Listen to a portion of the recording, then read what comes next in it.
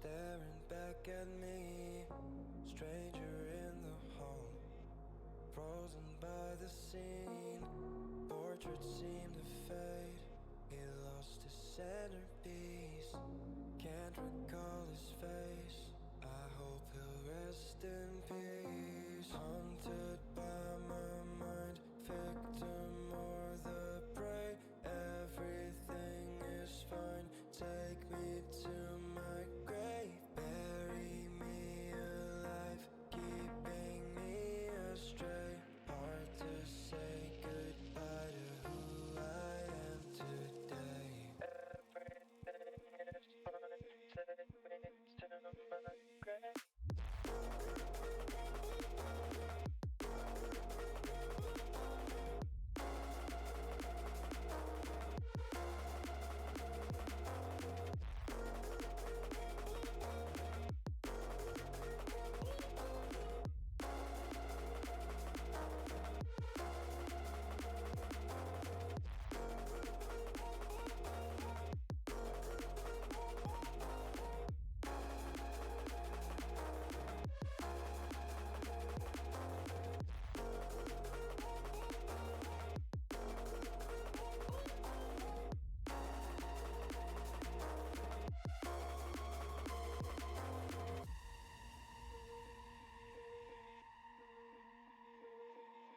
Haunted by my mind, victim or the prey, everything is fine. Take me to my grave, bury me alive, keeping me astray. Hard to say goodbye to who I am today. Haunted by my mind, victim or the prey, everything is fine. Take me to my grave, bury me alive, keeping me astray. Hard to say goodbye to who I am today.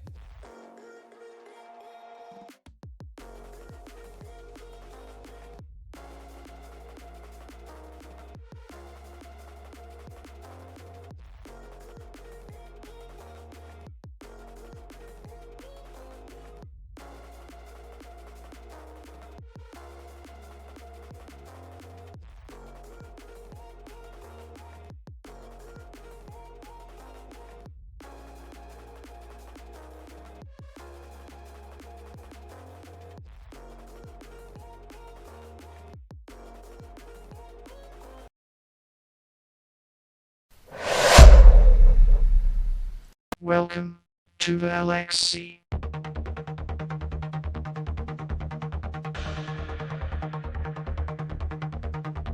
Lights flashing bright, players take the stage. Iron, silver, gold, ready to engage. Serpentine moves, victory so near. Buttons smashing loud, feel the rising cheer. All roads lead tonight, everyone's fight. Climb up in the height, shine on in the light.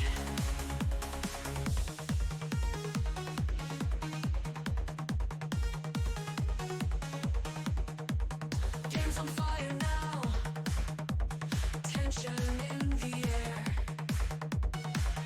Every player counts, showing we care. Strategy in play.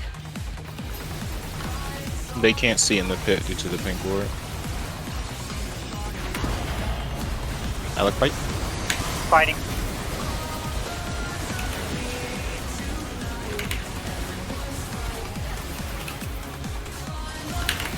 End the game through mid. Yeah, end the game through mid.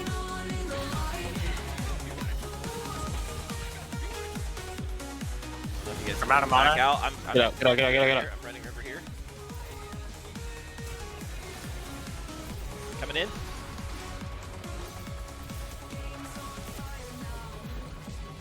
Coming. Oh no, I took my thing. You're god, Ty. Nice. Amazing shit. Jesus. There's a wood in the pit. Okay, they've got an answer hunter. I'm going. Oh, I can't get back there. 2 popped up. I'm on Lilia.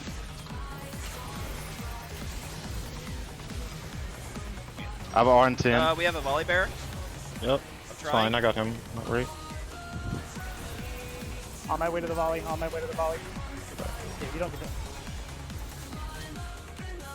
He does, There, but it's run under okay. there. Okay, I'm gonna start dragging. I'm starting dragging. I got it. Good job, guys. Good collapse. 2 Good wards collapse. here. I'm basing. Hang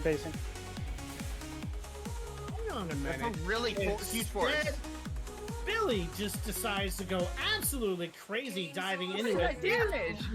The tank collects the double kill, and now she's going in on the backside, but she's all alone. The team is not with her because everybody's trying to fight the set, who's just holding the team down. Here comes Billy flashing in to get the kill. The fight is joined. Shutdown going over, but Fizman is now in trouble. Fizman's caught. Billy is still just sitting here tanking and soaking, and down they go. Double kill going over to Brand. Shine on in the light.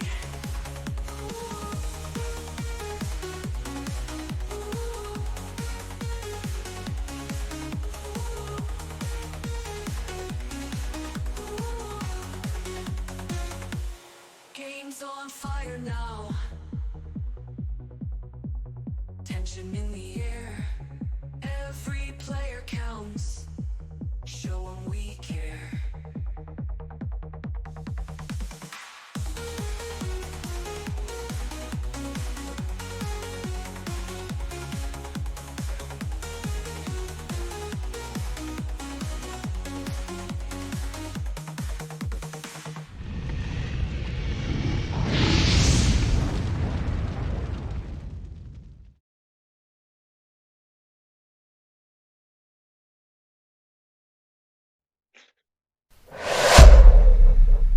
Welcome to LXC Season 2 for Arbiter, Week 3. Today we are watching Dynasty Eclipse versus Tactical Feed.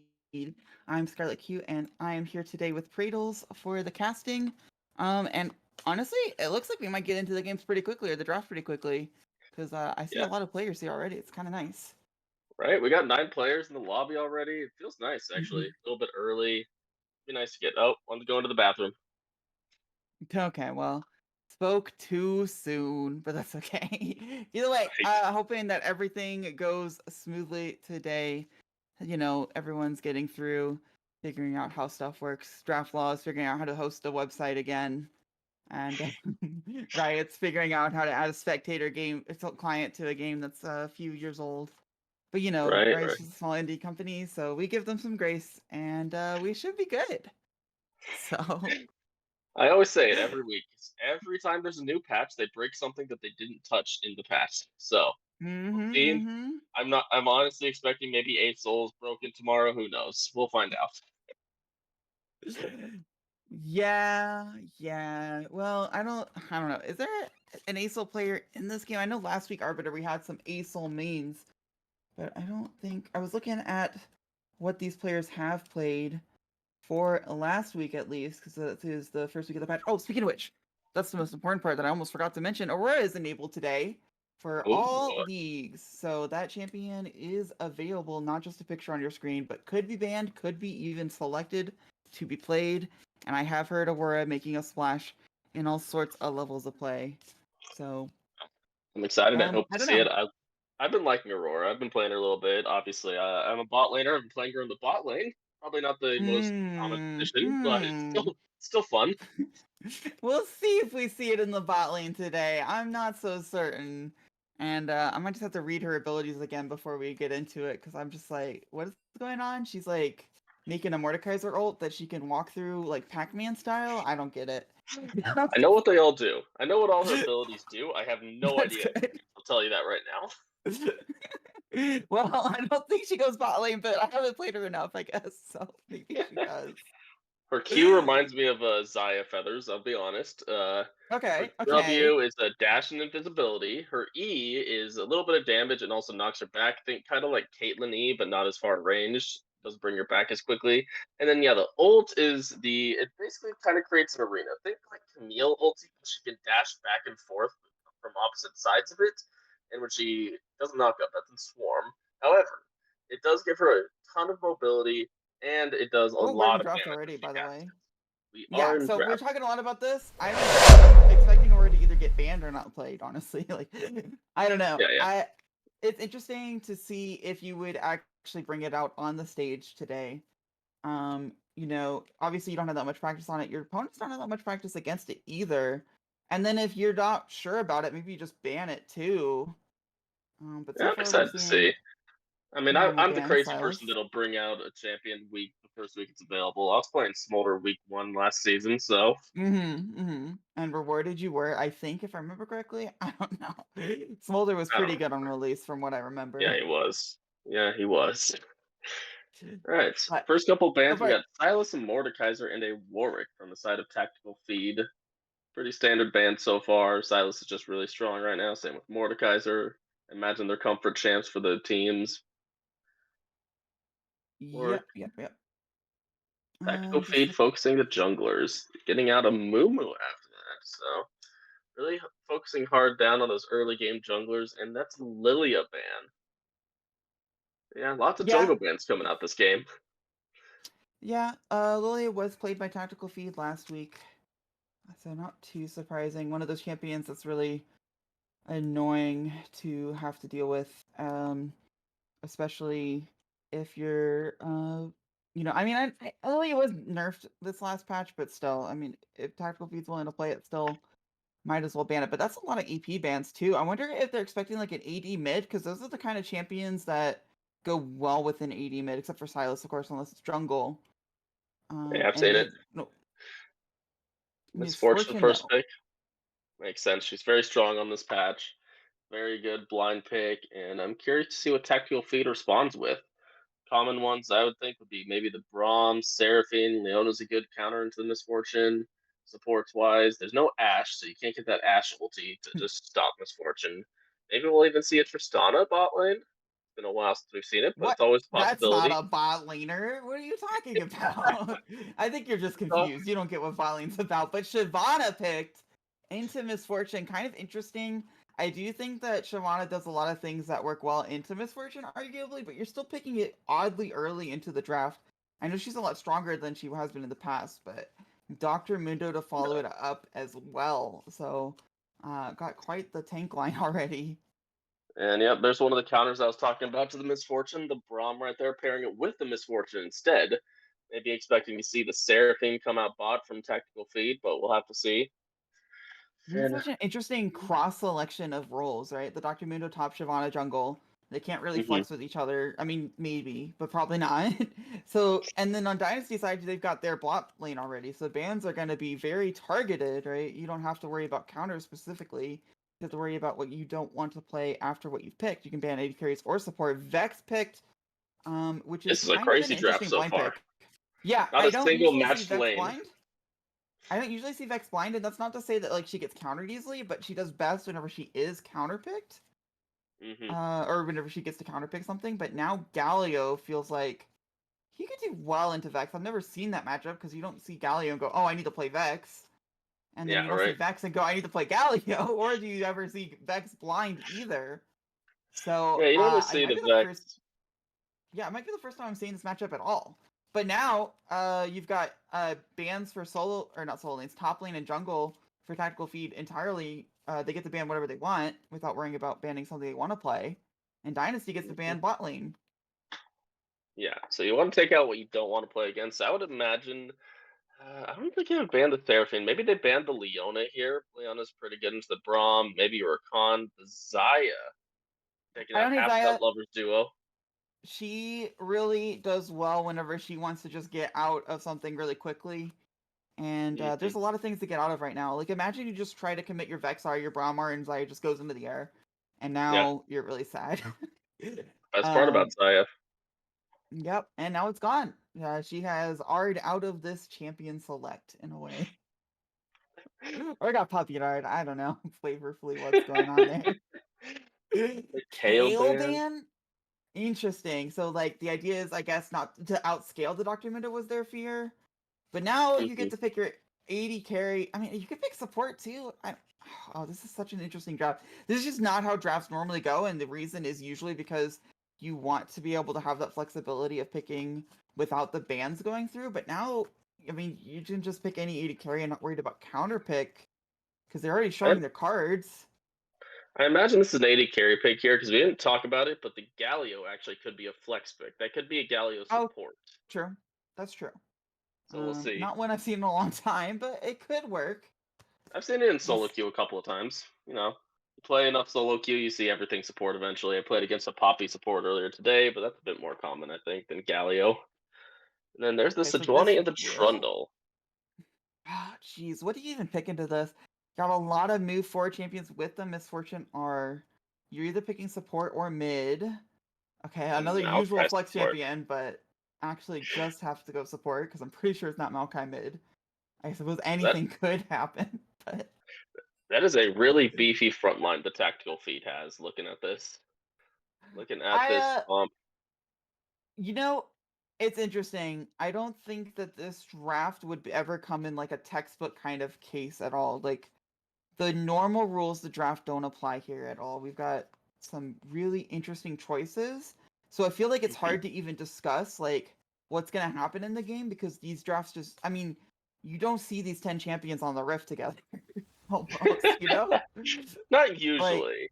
But, I mean, if you look at both team comps, though, you can definitely see what both teams are going for. It's more of a wombo combo comp from both teams, but they're executed different. The Misfortune comp on Dynasty's Eclipse side, you definitely want to just stack all your ultimates together and hope to blow up the entire enemy team. And the Tactical Feed side, you actually see the Sivir hitting R, and then you actually just want to run down Dynasty Eclipse. So I'm curious to see how both teams execute their team comps. I think Dynasty Eclipse is a lot easier to execute. But Tactical Feed, if they have the ability to get on top of them, they have all that move speed from the Sivir ult, you have the Shyvana ult, Mundo can just run at people, and the Galio ult coming in too. So it actually could be a little bit hard for Dynasty to execute their comps here. Let's see. Yeah, but that's like after 15 minutes, but how do you get past the first 15 minutes for Tactical Feed? I don't know. There's just a reason these 5 champions aren't often together, I guess that's what it feels like. Because you've got Galio into not a counter pick, but he doesn't really have a game plan of like camping bot either, it feels like. And then the Dr. Mundo into Trundle, I don't know, it's just if they can get into 15 minutes at some level of parity, I do think the Tactical Feed have a huge advantage, but I'm just worried about how they get to that level, to that time frame without being just like I don't know. It's hard to say because Vex isn't exactly one of those champions. You're like, oh, she's in a Galio, perfect. Vex is gonna pop off this game. So, I'm not entirely sure. We'll see, because it's interesting, because Sivir you don't traditionally think is like a hyper carry, but on this comp, I do think they want to play around the Sivir. Sivir has more wave clear than the Misfortune, so Sivir's going to be just hard pushing this lane early. That's generally how the Sivir lanes go. You spam your abilities on the wave, and the wave's constantly at a tower. So I'm thinking they're probably going to be using the Galio ult, probably paired with the Maokai, to just dive their bot lane over and over again. It should be Tactical Feed's early game plan once they hit 6. Okay, but how did they hit 6 without Sejuani just completely influencing that lane? It's so easy to gank the Maokai Sivir. I know they have Spell Shield, but you have a Sejuani Braum Misfortune. I feel like if Sivir Maokai just push in and they're like, we've got Shyvana to defend us, they're going to find out why Shyvana does not typically gank in solo queue before level 6. Yeah, and no, maybe they Shyvana's win a the powerful 3v3. Maybe they win the 3v3 in some way I'm not seeing, but I just can't imagine that they could do what you're talking about until Galio hits 6, because Galio's not walking down before then. Shyvana's not going to want to be involved in that 3v3. And so it's not like Sejuani really... I mean, maybe Sejuani is drawn a little bit to top lane, but like Vex could even walk down before Galio hits 6. I'm a little bit worried about the Sivir Maokai lane, and they picked it last. Like it was red last picks, you know? And it feels like the weakest link on the team other than maybe the Shyvana jungle. So I do think there's a lot to look at for this game. and a lot we will look at after this quick break whenever we get onto the rift for game 1 between Dynasty Eclipse and Tactical Feed. Yeah, I think it's definitely dependent on the jungle tracking from Tactical Feed side. Like I said, Sivir has that insane amount of wave clear early, so she will be able to just shove the lanes. So Tactical Feed really has to keep track of that jungler, make sure the Sejuani's there. If they're there, if Sejuani's topside shows topside, maybe they can stay for get a little greedy for tower plates. Otherwise, they just have to shove out and back up. They don't know where the Sejuani is. Shove the lane, back up. Sit by your tower. Absolutely. Either way, we will see you on the rift after a quick break.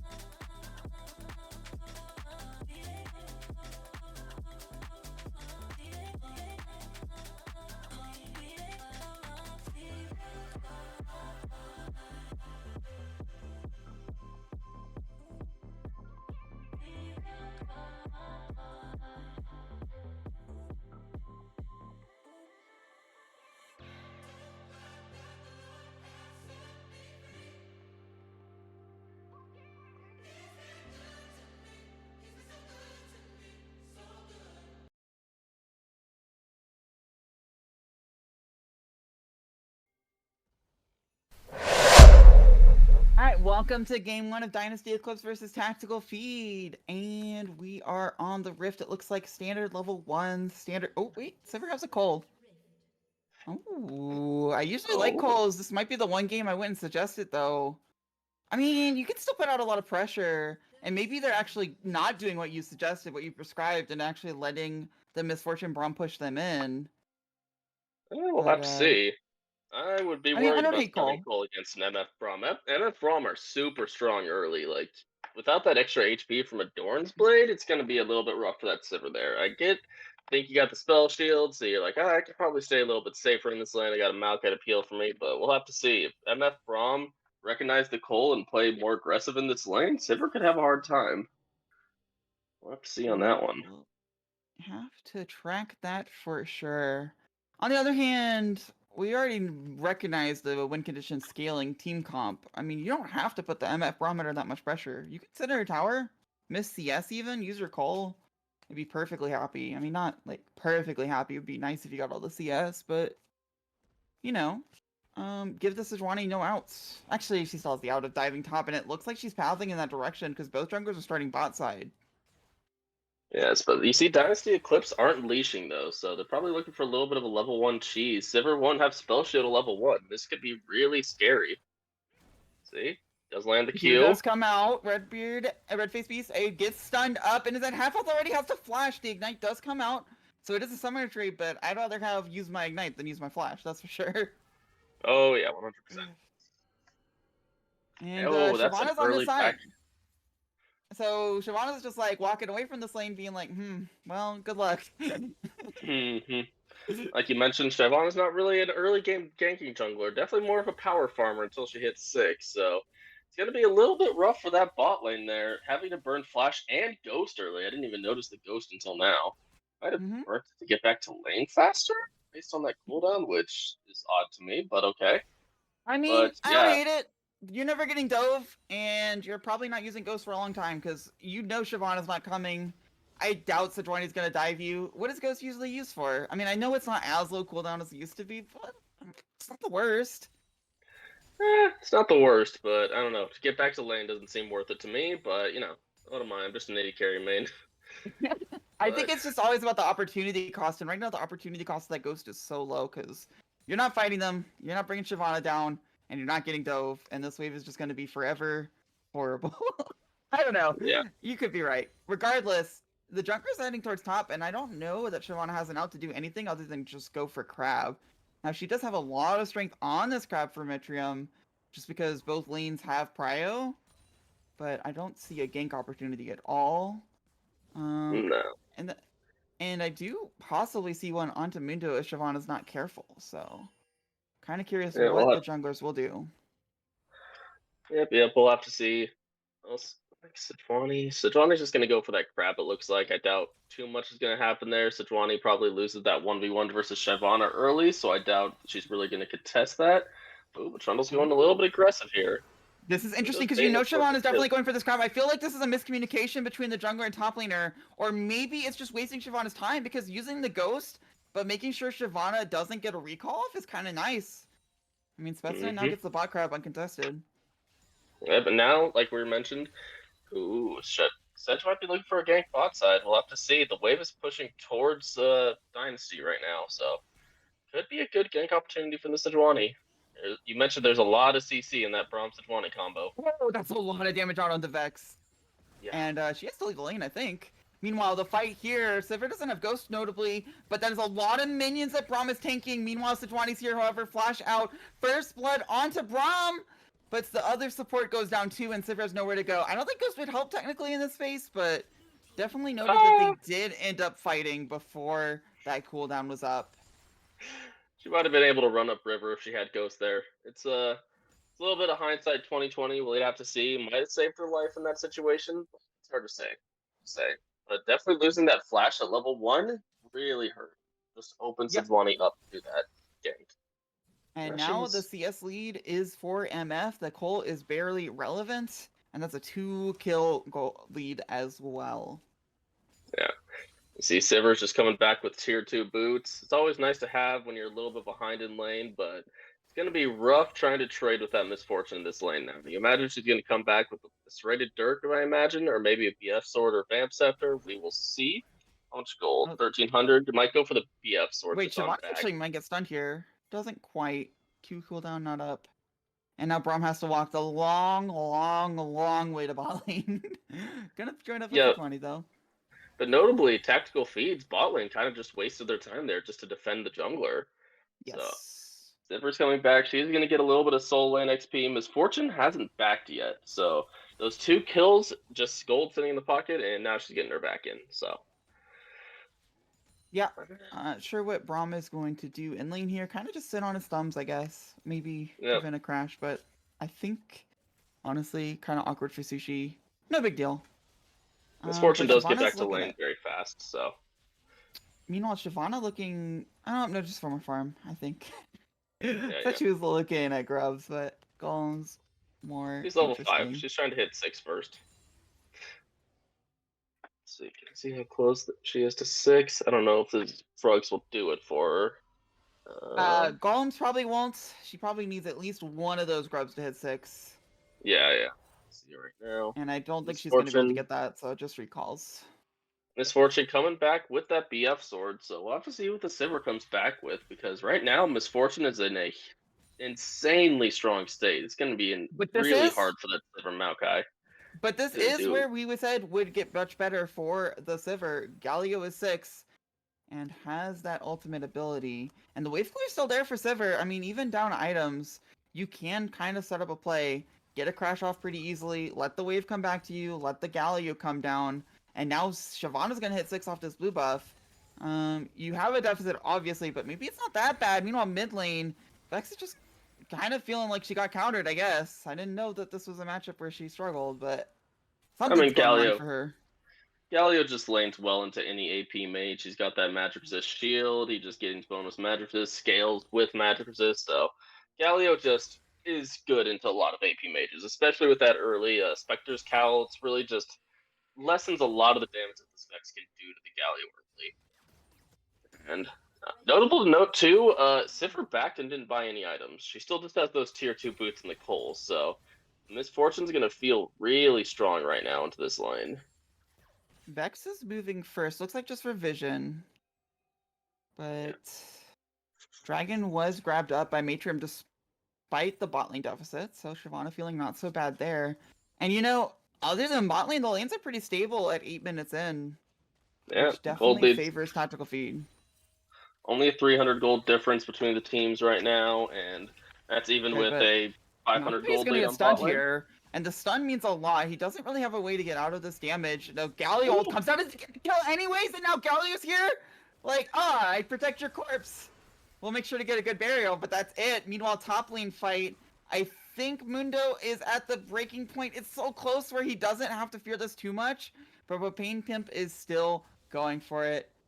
And I think top lane escaped without getting punished too badly for the bad early game comp of tactical feed, but bot lane is looking like it may be their weak point. Like I was mentioning, that Misfortune Braum, a super strong lane. Braum hits 1 Q, Misfortune can stack it so quickly with an auto Q auto combo, and you saw it there on that Maokai. He just blew up. Even with the Maokai, or not Maokai, Galio ulti coming in. Only blocks magic damage. Can't block that Misfortune auto attack there. Yeah, but this matchup top lane has just not gone the way I expected. I thought in isolation Toronto would destroy Mundo. Right now the CS is about equal, the XP is about equal, but Mundo is definitely happy to be around 80 farm at 10 minutes. I mean, you're at that point, you're like, team, don't worry, I'll scale. Just try not to die too much. I think it'll be dependent on items. Trundle has to finish that Bork before he can really bully out that Mundo and fully all in him and chase him. Like you said, Mundo will be going for that heart steal, but Trundle with the Bork will be able to shred that Mundo. So I think at 1 items, Trundle will really be able to start bully and winning those trades. But until then, Mundo has a bit too much sustain, a bit too much HP for Trundle to feasibly just all in and chase down. So we'll have to see until then. Sejuani is around topside hovering there. So is the Vex. Just trying to get a little bit of warding in Tactical feed jungle. Yeah, back to bot lane. You can see Sivir is pushing out that wave, like I mentioned. She does have that wave clear. Misfortune's kind of lacking in the wave clear department early game, but when you got 3 kills, I don't think you care that much. And also notable, Misfortune has a cold now too. Interesting timing for Cole. I would not call for it here. A lot of 80 carries. I love Cole. Like, I mean, okay, honestly, a little bit earlier than 10 minutes. That is a bit. Or no, this call was a while ago, I guess. But still, Yeah, she it got feels a 40 little bit CS, late. yep. But you're also playing Misfortune, where you are the one putting the pressure on the weak point of tactical feed. You see their team comp. You know you need the next like 2 or 3, maybe even 4 dragons to win this game. I would not be picking up Cole here and delaying my Infinity Edge power spike or Collector power spike. She's probably not going Infinity Edge. I had to guess either Bloodthirster or Meanwhile, or Shyvana Collector ulting first. in on the support. There's no one here, so this is just an isolated fight. However, the Sun should let Sushi get out. Can always jump the minions, even if he can't jump the wards. Top lane, I don't see this being a lethal threat, but Propane is continuing to go. Ultimate's still available for... Oh, that's a really late ultimate. Here it comes. Ultimate popped. And I guess it wasn't that late. I just don't understand how Mundo works. He just... Yeah, he's fine. I think you recover more the lower health you are, but I'm not 100% sure. I'm not an expert on Mundo. It's been years since I've played him. He's been changed so much since the last time I played him. Either way. Yep, that is the Bloodthirster first coming out of the Misfortune. Like I was kind of expecting. I do like the Bloodthirster first, but it's... I don't know. I much prefer the lethality build personally, but that's just me. I do like how the Red Face Beast is just acting like he's an equal carry in the spot lane, but if he continues to be past River, I think MF will just take the 1v1. Meanwhile, support's both roamed up, but I think Dynasty is just going to get all 6 scrubs, which will help them with the pressure, and Maokai's just kind of sitting there watching them do it. They do get mid pressure, however, so it's not completely lost. Escalio will do a lot with gold, and actually might get more if Braum just misses everything and gets rooted up. Vex coming in to defend, but that's a lot of ultimates used. Now Mundo committing to the top side. No, there's no ultimates for Vex or Braum, but he is just 1v2 right now. Shyvana finally coming in. There's no Mundo ult either. Galio ult coming out as well. Trundle is trying to run for his life. Will go down, and it looks like Mundo was right to just delay like that. Man, it feels really weird to see that. And bot lane, nothing actually happened, so it ended up okay for tactical feed, but they did give up all 6 scrubs for those kills. Yeah, just a single kill there too on the Trundle. But like you mentioned, the Mundo is scaling. He's got a little bit of a CS lead. Nothing too crazy at this stage in the game, but Trundle does have his Bork done, so I imagine the trades are going to go a lot more in Trundle's favor now. He does have that extra chase down potential once his Ghost comes up. And yeah, I imagine it's going to look a little tough for Mundo for now until he can build up a little bit of armor, maybe get a, what should we call it, a Thornmail, Bramble Vest to kind of keep that. MF is getting collapsed on here. If she can dodge the taunt, she'll be okay. Has to flash out of the roots. And it looks like it's okay for now. Now the recollapse is coming in, but there's no Braum ult. I don't think this turns into anything. They're just using Braum. Braum is just walking on the wrong side of that wall, but they do not want to test the limits. This dragon is up, however. Teleport came up from Mundo. Teleport is down from Trundle, so it would be a 4v4. It looks like both teams are content to just go for lane prio and ignore the dragon for now. Yeah, well, let's see. I thought Tactical Feed was trying to get pressure bot lane there to be able to set up for the Drake. And now we see Dynasty Warriors is starting it.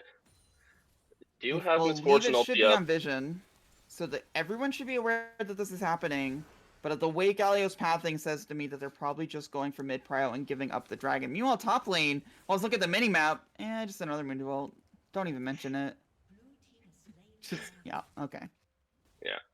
The Trundle's going to need some heal cut if he wants to really be able to all in and kill that Mundo at any stage of this game, I think. Maybe he gets a Bramble Vest of his own. A lot of Mundo's damage does come from auto attacks. I expect more to see probably an early Executioners from there if he keeps wanting to trade this aggressively with the Mundo.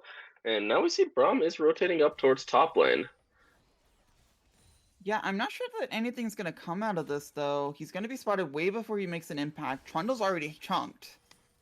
And I don't think they can start the Rift Herald. Trundle is really chunked, actually.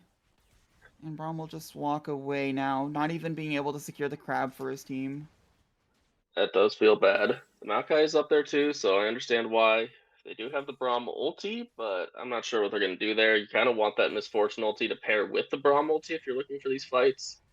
Need that. Ooh, Braum's getting caught.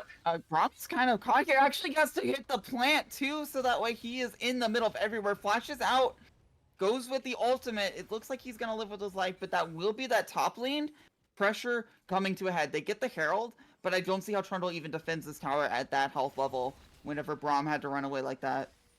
Mm-hmm. If you look bot lane, it's just a standard wave clear fight between the Misfortunes. Both of them picking up soul lane XP. Does feel nice on an AD carry. But you gotta remember that Misfortune ulti is a huge factor in these team fights. So not having their main damage in these fights is meaning that Dynasty Warriors just kind of has to give up prio around that Rift Herald. But it should be okay, right? Oh, wait, actually, they're just diving onto Vex. Flash out, but Mundo can take this tower for 10 years. Teleport comes in, but Vex is going to go down. Sejuani is here. Can she catch any of the stragglers? There's no stragglers to speak of, except for the pillar that catches Shyvana. Should go down. 1-for-1 trade so far. MF is coming up. I don't see how they ever slow people down here, though. Mundo even has his passive up, so it's just going to be the slow. Stun will not stop him.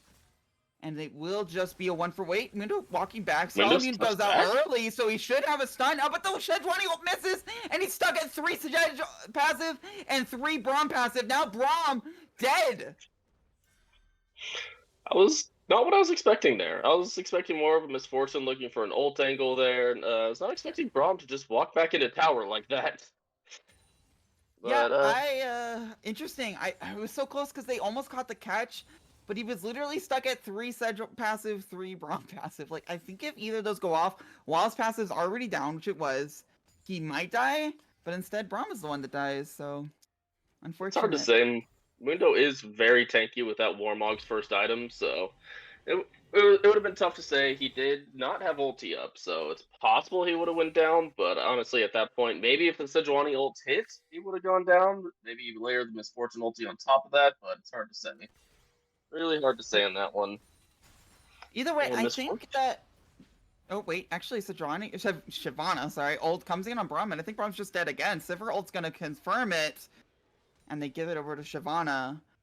Nothing is up yet, so it might not be the worst disaster. Because, again, what I was about to say, I think Dynasty Eclipse needs to keep their eye on the ball and realize that their one win condition that is possible in this game now is utilizing the Misfortune to get them soul. But Vex can't walk that way, potentially. No, just fears. Has a shield. It's fine. That Misfortune's really needs a back, too. She's sitting on 2,600 gold in her pockets, so she's actually, based on the items right now, she's actually behind. Oh, but she ults early, and now there's a lot of CC coming up, but the Maokai support cannot tank for that long. Will go down to smite. Actually, MF somehow killed it with red buff, I guess? And yeah, then I think that was is a kill right before Dragon, but Mundo will be here, and there's not many ultimates. Here comes the Braum ultimate. Gallia ult will not knock up that many people. He's coming in deep, but he's under tower, and Vex ulted, stunned completely. Braum can go down here. It's okay, because Scrambles is full health. No ultimate, and Meph does need that ultimate to do a lot, so she goes down. How do you kill this Mundo? I don't think Scrambles can do it right now. Vex maybe with cooldowns. Sejuani needs to make sure not to die. Gets the ultimate off on the right target. But there's no follow-up because no one wants to face check into that Mundo. So it will be equalized. I'm curious to see what the Misfortune buys here, because she does have 3,000 gold. She should be able to just straight up buy an item. I'm curious what she goes for. She needs some tank shred. She's the only one who can really deal with this Mundo but she needs her ultimate to deal with it. I feel like that's the only way that Dynasty Warriors is able to kill this Mundo right now, is the Misfortune ulti, just hopefully shred him down. And she went IE. That's kind of interesting to me. Makes sense. You do get a lot of AD, get a lot of crit, but we'll see. I don't know if that's going to be enough to be able to kill the Mundo. Especially if Mundo gets this Chemtech Dragon, and it looks like the way that Trundle is posturing, they're just giving it. Mundo is also walking up there, so I guess they weren't willing to make that trade. So it might just be a 4v4 down here until Trundle walks over. Oh, Scramble's getting a cheeky tit on the mid tower, but that's a lot of CC coming up. Oh, not if Billy Butthole happens to hit the wall, unfortunately. Very exciting, but just a little bit of back and forth. Dynasty Warriors did get 2 towers there, help at least bringing this gold lead closer. We mentioned this Misfortune's 4-0, but she's the only one on our team with any gold right now. The only gold difference right now is on that Misfortune, but that is an 1,800 gold Braum difference. can just W out of this, and then he can either root. I think he's okay, and Shyvana holds down. Sejuani's coming down. Vex is very late here, so watch it for that. Sejuani tanking for 10 years, no damage coming up now, and the MF ult is beautiful! Gets absolutely everyone. Vex ult gets a reset as well. There's only 3 members surviving for tactical feed, and I believe they will be doing some tactical retreat, but not if Vex catches the Sivir on the backside. Now, Mundo might be a little difficult to kill, but he's certainly not going to be able to stop a dragon. Scrambles, I don't know if you want to chase too far. I don't think you guys really accomplish anything here. But it might be okay because Shyvana doesn't necessarily have any catch without ultimate, and the rest of the team will easily get the dragon without them. So it's not the biggest a deal, and that is a huge win for total Eclipse, Dynasty Eclipse, sorry. Was concerned about their ability to get the second dragon, but just a really good MF ult. That was a really good MF ult, and you see the power of Misfortune when she's ahead. Yeah. Get a kill, get a couple of items, that ult can just shred entire teams. You see Sivir is trying to get her second item in that IE, but right now that is 2,500 gold difference between the MF and the Sivir. So right now, Dynasty Warriors really need to be playing around that MF ulti. If that MF ulti is up, they can look for fights. If not, they just need to run away. There's no option. They have no way to kill the Mundo, but it kind of doesn't matter if you can't kill the Mundo if you have an MF ulti that one-shots the backline. I'm still a little concerned for Dynasty Eclipse, though. They just secured their second dragon at 21 minutes, and their best win condition is turret pressure and soul. I don't see this game going to soul easily for them without some major outplays, and I don't see how they have turret pressure against this Mundo that can split push for, against anyone. Against even this Braum who's flanking right now. Can Mundo just walk away? Braum just stuns him, right? He gets CC immune. And then he walks away. He doesn't even walk away. He actually walks onto Sushi. Here comes the Vex, however. The Fear is up very soon, but the heart still stacks with the Shyvana ult means that Vex has to flash out. Braum ult enabled, but the MF Fortune ult gets onto Shyvana. She is half, but Sushi's just way too low. Vex is too low. Mundo gets both. Now Sivir, yeah, she's caught out a little bit, but I don't think Red Face Beast cares. He will happily go down if it means the rest of the team gets in the face of Mundo. Falldorf gonna pick up every kill here, and it's right next to that Baron. Yeah, that was a bit of an awkward fight there, it felt like. You saw the Braum trying to go in. I guess he was trying to pop this spell, the CC immunity on the Mundo, but it almost seemed like a bit of miscommunication there. Like the Braum just trying to... Braum's a support. Braum's not necessarily a 1v1 champion unless you're building that attack speed Braum that I like to play in ARAMs, but nobody else does that in the competitive, I think. Yeah, and we're looking at that Mundo level. It's level 14. At level 16, I don't see a clear path to victory for Dynasty Eclipse, especially if Sushi's the one matching him. Okay. I think that's healing him. Unfortunately, Veldroth is happy to push in waves against the Braum. Oh yeah. Braum is definitely not the one you want to be matching the Mundo in the side lane at this point. He stopped his back, but at what cost? He's just gonna be angry. Yeah, right. And now he can stay. I mean, I don't think there's any kill threat on him. MF is showing mid. Veldroth decides to recall now. I don't even honestly think he has to. Oh. Okay, this is getting a bit funny. Veldroth is going to eventually figure out where to recall outside of vision. Yeah, well, we shall see. Maybe not. Maybe he will continue to get cubed by Braum. But his health's full. The Braum just following the Mundo around saying, no, you don't get it back right now. Like, I know you were sitting on 3,000 gold. Holy crap. That is it doesn't even matter. No. Braum could Veldroth could literally sell 3,000 gold of his inventory and probably still be able to match the threats that Dynasty are able to put top lane. It's just not the focus of the map right now that Dynasty has an option for. They need to find a pick on Sivir, onto someone else. Like, the more they bully Mundo, it's cute, but it doesn't lead towards their victory condition at all. You do see Misfortune is building that last Whisper, but I feel like she can't really go for a Lord Doms this game. You need the heal cut from your AD carry this game to be able to take care of that Mundo. So she has to be going for that Mortal Reminder, or else it's going to be impossible to kill this is a way to jumpstart a victory condition. Just go for the Baron. The problem with Baron is that it's sometimes hard to set up properly, but sometimes you could just walk onto it, hope they don't have vision, and set it up by just completely courageously hitting it. Unfortunately, they do get caught out. So it won't work out quite that way. I do like it, though. It's a bit cheeky, but it might be the best way to get a chance at winning this game easily. Because this next dragon fight, I don't see how Dynasty Eclipse even come close to fighting it unless MF ult can just shred everyone. Yeah, MF Ult has to kill everybody but the Mundo, essentially. Because I don't think if she hits the Mundo with all stacks of her ulti, that Mundo's going down. I don't think so. So MF has to hope to kill the entirety of the backline. Well, the entirety of the backline is Sipper, but she has to at least hope that the Shyvana goes down. Shyvana does have the Spear of Shoten and Leandri, so she's not exactly tanky, has no resistances, so that MF ult will shred the Shiv. Sivir is an 80 carry. 80 carries will go down. And the Maokai just has a Warmogs and Merc Tread, so you got to imagine that the rest of this team will go down fairly quick to the MF ult. I think Sejuani's trying to set up a pick, but maybe getting picked himself. Looks like Specimen is able to walk out, and Shyvana is the one a little bit caught, has to ult out, but I don't even think they need Shyvana ult to win this fight. And there's one other factor, right? You want the soul, so that's why it's a good reason to get this dragon, but if you give Mundo an Ocean Dragon and a Chemtech Dragon, it's just impossible, right? So if this dragon goes down, which it looks like very much it is, here comes the steel attempt, but no, Maelstrom is able to get it, and the MF ult does get the jungler pressure, but Shyvana doesn't even go down, and now Specimen will go down, the finally Matrium goes down, but Vex has to commit for it, will die, and MF, even with all that gold, will not be able to deal with the Mundo on her face at all. Mundo can absolutely just, everyone else could recall right now, and I believe Feldroth would be able to finish it off. Propane Pimp able to walk away at least, but they lose the dragon. They lose all of those kills, including a shutdown on to the MF. I believe they might not even had it because of how the deficit was. Yeah, I don't think she was a... Oh, and she did go Lord Doms, so I'm really worried about this Mundo at this point. There's no heal cut on the side of Dynasty Warriors, so how is she going to take out the Mundo? I feel like there's nobody on the side of Dynasty Warriors that has enough damage to be able to handle it. And okay, Trundle has a Kraken Slayer. I suppose that's his answer for trying to take care of the Mundo, but Trundle's not going to be able to be a beefy enough frontline to protect the Misfortune with this Bork Kraken Slayer build. It definitely feels more of a little bit like a solo queue build right there from the Trundle. I don't know about that Kraken Slayer personally, but you know, what do I know? I'm not a top lane main. Barely play Trundle. I play him in Arena, and that's about it.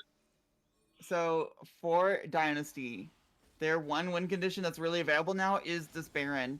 If they can somehow get a team fight where they get around the pit, make Mundo completely worthless by kiting him somehow, kill the rest of Tactical Feed, that is an avenue to potentially win the game, because I just don't see them outsplitting Mundo. I don't see them getting Soul whenever there's 2 dragons left against an entirely scaling comp.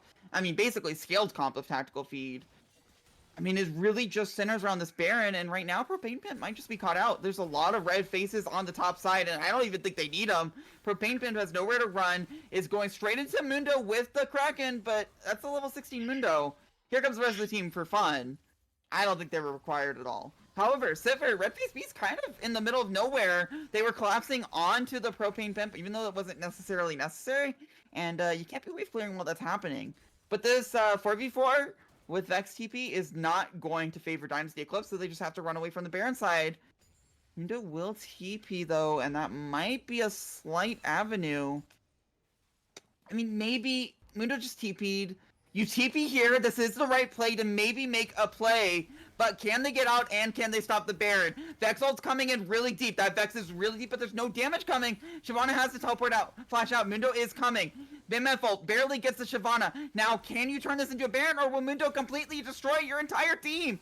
Mundo cannot be stopped, but Vex can be. Will go down. Now, Braum, next on the chopping list, scrambles, also getting feasted on by Galio. Is able to get some damage on the Galio, not able to kill though, and Feldroth has turned his cleaver onto Scrambles. I can't imagine the MF escaping here. There's not enough CC in the world.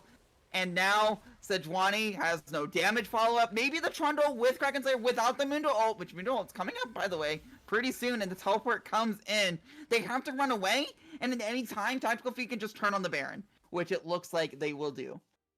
Yeah, I think Tactical Feet will just take the Baron here. And yeah, that was kind of a spicy fight. It looked good from the start, but with the Mundo walking back, like I said, there is just no way for them to kill this Mundo at this point. Like, the Misfortune, is she going Black Cleaver? I think that's what the Phage is building into? I don't think that is a legal build. I think it'll stop you because you have 2 of the armor pin builds, and nowadays they have the same passive or something. So, Phage could be... I don't remember items, you'd have to tell me. But I don't believe that it's possible to go Black Cleaver. I know Phage builds into Triforce, I believe, but that doesn't make any sense on Misfortune, especially this game. And I'm not a big fan of the choice of boots. For one thing, it took Misfortune about 30 minutes to actually buy boots. Didn't even have tier 1 boots until about 27 minutes into this game. And she went with the Merc Treads instead of like the Berserker Greaves. She really needs that extra damage to take care of this Mundo. And the Merc Treads just what's there to do? Maokai Snare, Galio Taunt. I don't like the Moon. I'm just not a fan of the Merc Treads here. I think the Berserker Greaves would have been much better, especially when you're kind of the main damage dealer, the only one who can feasibly take care of this tank Mundo. But we'll have to see. I don't believe that Misfortune has the damage to take care of the Mundo at this point with that build. Okay, so brainstorming session. How do you even begin to win this game as Dynasty Eclipse? Even if you get to control the macro decisions of tactical feed, if you can move the characters however you want, assuming it's not completely int, how do you even get to a winning situation for Dynasty Eclipse? I don't even think you can mind control them to lose, especially whenever they're just already taking the dragon. This will be third dragon, and another Chemtech dragon for Mundo. If Chemtech Soul goes over to Mundo, your Nexus explodes. I believe that's the legal thing that shows up on Chemtech Soul. It says, Mundo gets this, your Nexus explodes. How does question. They don't even Is waste it here. building Bloodthirster? Is Trundle building Bloodthirster right now? I'm not entirely sure. Maokai ult just used to get the tower. I don't even think they need to get the tower. Mundo could tank it forever. It's gone, however. Feldroth may be taking a little bit too much. Has to use the ultimate, so there's a bit of a window whenever that ultimate's down. I just don't know how they force a fight, or even if they can without Feldroth ultimate not even mattering. Here comes the CC onto Mundo, but Sejuani's gonna go down before the stacks even come out. Has to flash out. Now it's Propane Pimp's turn. Pimp is also gonna go down. There's no Mundo ult. It doesn't even matter. Propane Pimp will finally fall. And the other team members are just sitting there trying to run away too. I think they're gonna escape with their lives. Maokai might go down, but that taunt means MF is in a lot of trouble. Sushi will escape because of the Sejuani ult. And Feldroth is taking a bit of tower damage. But he's got that passive, so he'll just heal up after a little bit. Spicy fight there. Only one person fell. The Mundo is getting low. An assassin! Scrambles, get out of there! Is able to dodge the taunt and live. Barely. But man, what a try and attempt at a pick. I guess it's like miracle try, do something, but man, that was scary. That was very scary. I expected the Misfortune to fall there, I'm gonna be honest. If that hadn't been for that Braum, I think she would have. At the same time, you gotta go for something. Any yeah, pick, that's definitely anywhere. a bit of a desperation play. You gotta get that Mundo down. Unfortunately, like I was saying, with this build, Misfortune sold the Phage. Now it looks like she's building a Kraken Slayer. That's what I was going to say. She really needs the Kraken Slayer at this point to be able to deal with that Mundo, or else there's just nobody. Yeah, that is a Bloodthirster on the Trundle. That is a bit of a troll thing. Maybe the argument is you try to go opposite side of Mundo and you become your own unstoppable threat, force the Mundo to TP, and then you TP to a fight, kind of like that happened near that Baron that almost kind of, if you squinted, looked like it could go Dynasty's way. So, like, no one else can answer the Trundle now because he's got the BT. You go opposite side of Mundo, which is going to be the opposite, or same side as the, it seems really rough. I mean, at this point, do you even tell your players, like, hey, you built wrong here, or do you say, this situation is just so lost that there's nothing to talk about? I think at this point, you count this game as a loss and you start thinking about game 2. Thinking, what do we change about draft? What do we want to do different to be able to make sure that we can go into game 2?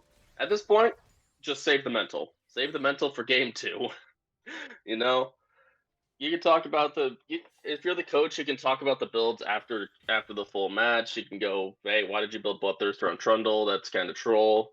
But yeah, I think if you're going to do the thing where you go opposite side of the Mundo, I would rather see the Ravenous Hydra out of the Trundle. Because your whole goal for that is to stay away from the Mundo, push waves as quickly as you can, and force multiple people from tactical feed to have to deal with you. And just the Bloodthirster without a Ravenous Hydra, it feels like you're just not going to be able to push quickly enough. You know? Regardless, I mean, there's just no wrong moves for tactical feed. I think you could, again, mind control them, and they'd still win this game.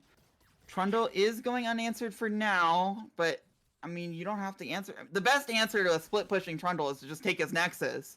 And it looks like that's what Feldroth wants to do. Walking up, completely zoning out the Dynasty from the mini wave. They're using some ultimates pretty early. They do get the TP for it, though. TP is worth more than ultimate. I think Turbobane's just going to die. He's just in the middle of everyone. Unfortunate. And now you're talking about a 5v4, and Mundo can tank every tower shot ever. 1, 2, 3, 4 so far, 5, 6. The enemy team is dying. MF gets a beautiful angle, but it really doesn't matter. Because yes, you get the Shyvana, but the rest of Tactical Feed will completely destroy your base. Sivir is still full health, by the way. Veldro, stop tanking the tower. You gotta tank the tower. Come on, bro. There we go. Back to tanking the tower. Now the tower is gone, and Tactical Feed will get it to 1-0. It looks like Bumble might have been going for a Ginsu as his next item. So definitely get on hit, lifesteal. I've definitely been there before. Like, okay, I'm gonna click shop, open up. First item I see, I'm buying it because, you know, I don't want to. That was a. I don't want Soul, some you were items to pretty go close. tiers, but I'm not gonna use that much brain power on this game, you know? Soul, you were pretty close. That was 46,000 damage, Mundo. Just barely being Yeah. out damaged by the misfortune. And I don't hate having to decide to play through scrambles and deciding that Mundo is going to be left alone. And I don't think Propane played that poorly into it. The death to the Shyvana gank was unfortunate. But unfortunately, Scrambles was not able to push through the lead into game-winning position early enough. I mean, if you look at anything, look at how in the world Metrium got first dragon whenever Scrambles had first blood. It does seem like maybe the priority was on the grubs to try to get tower pressure, but tower pressure did not materialize, and unfortunately 7-0 Misfortune gets completely destroyed by 14-0 Mundo. Yeah. Like I said, a little too tanky on the Mundo there. Didn't really have enough damage. That's the biggest weakness of Misfortune, is that she has really no way to shred the tanks outside of getting a Kraken Slayer and hoping that you can just have enough of a lead against them so that they don't get too tanky. You get enough damage before they get too tanky. And I do do want to point believe out, like, yeah, the Misfortune was the first pick, so that was like, you know, we picked that before we saw the Mundo, but Mundo was picked right afterwards. We had an entire 4 group of champions to pick afterwards to maybe deal with it. The answer was Trundle. But if Trundle doesn't win lane, then your entire house of cards falls apart. Yep. I do want to mention, I believe somebody from either team needs to hop down to spectator so you and the Soul can get into the spectator lobby, get into the actual game. All 10 players are already in the lobby, so. Either way, figuring out production stuff, but we'll get back into game 2 and draft 2 pretty quickly, and there's definitely some things to talk about in draft, because I think the draft worked out for Dynasty Eclipse given the facts of 2 equal teams. But if you played through the draft like that and you were so unable to deal with Tactical Feed's win condition, then you cannot go into that draft and saying, well, this on paper should never work. You have to go into it saying it did work, so what do we do to fix this? Yeah.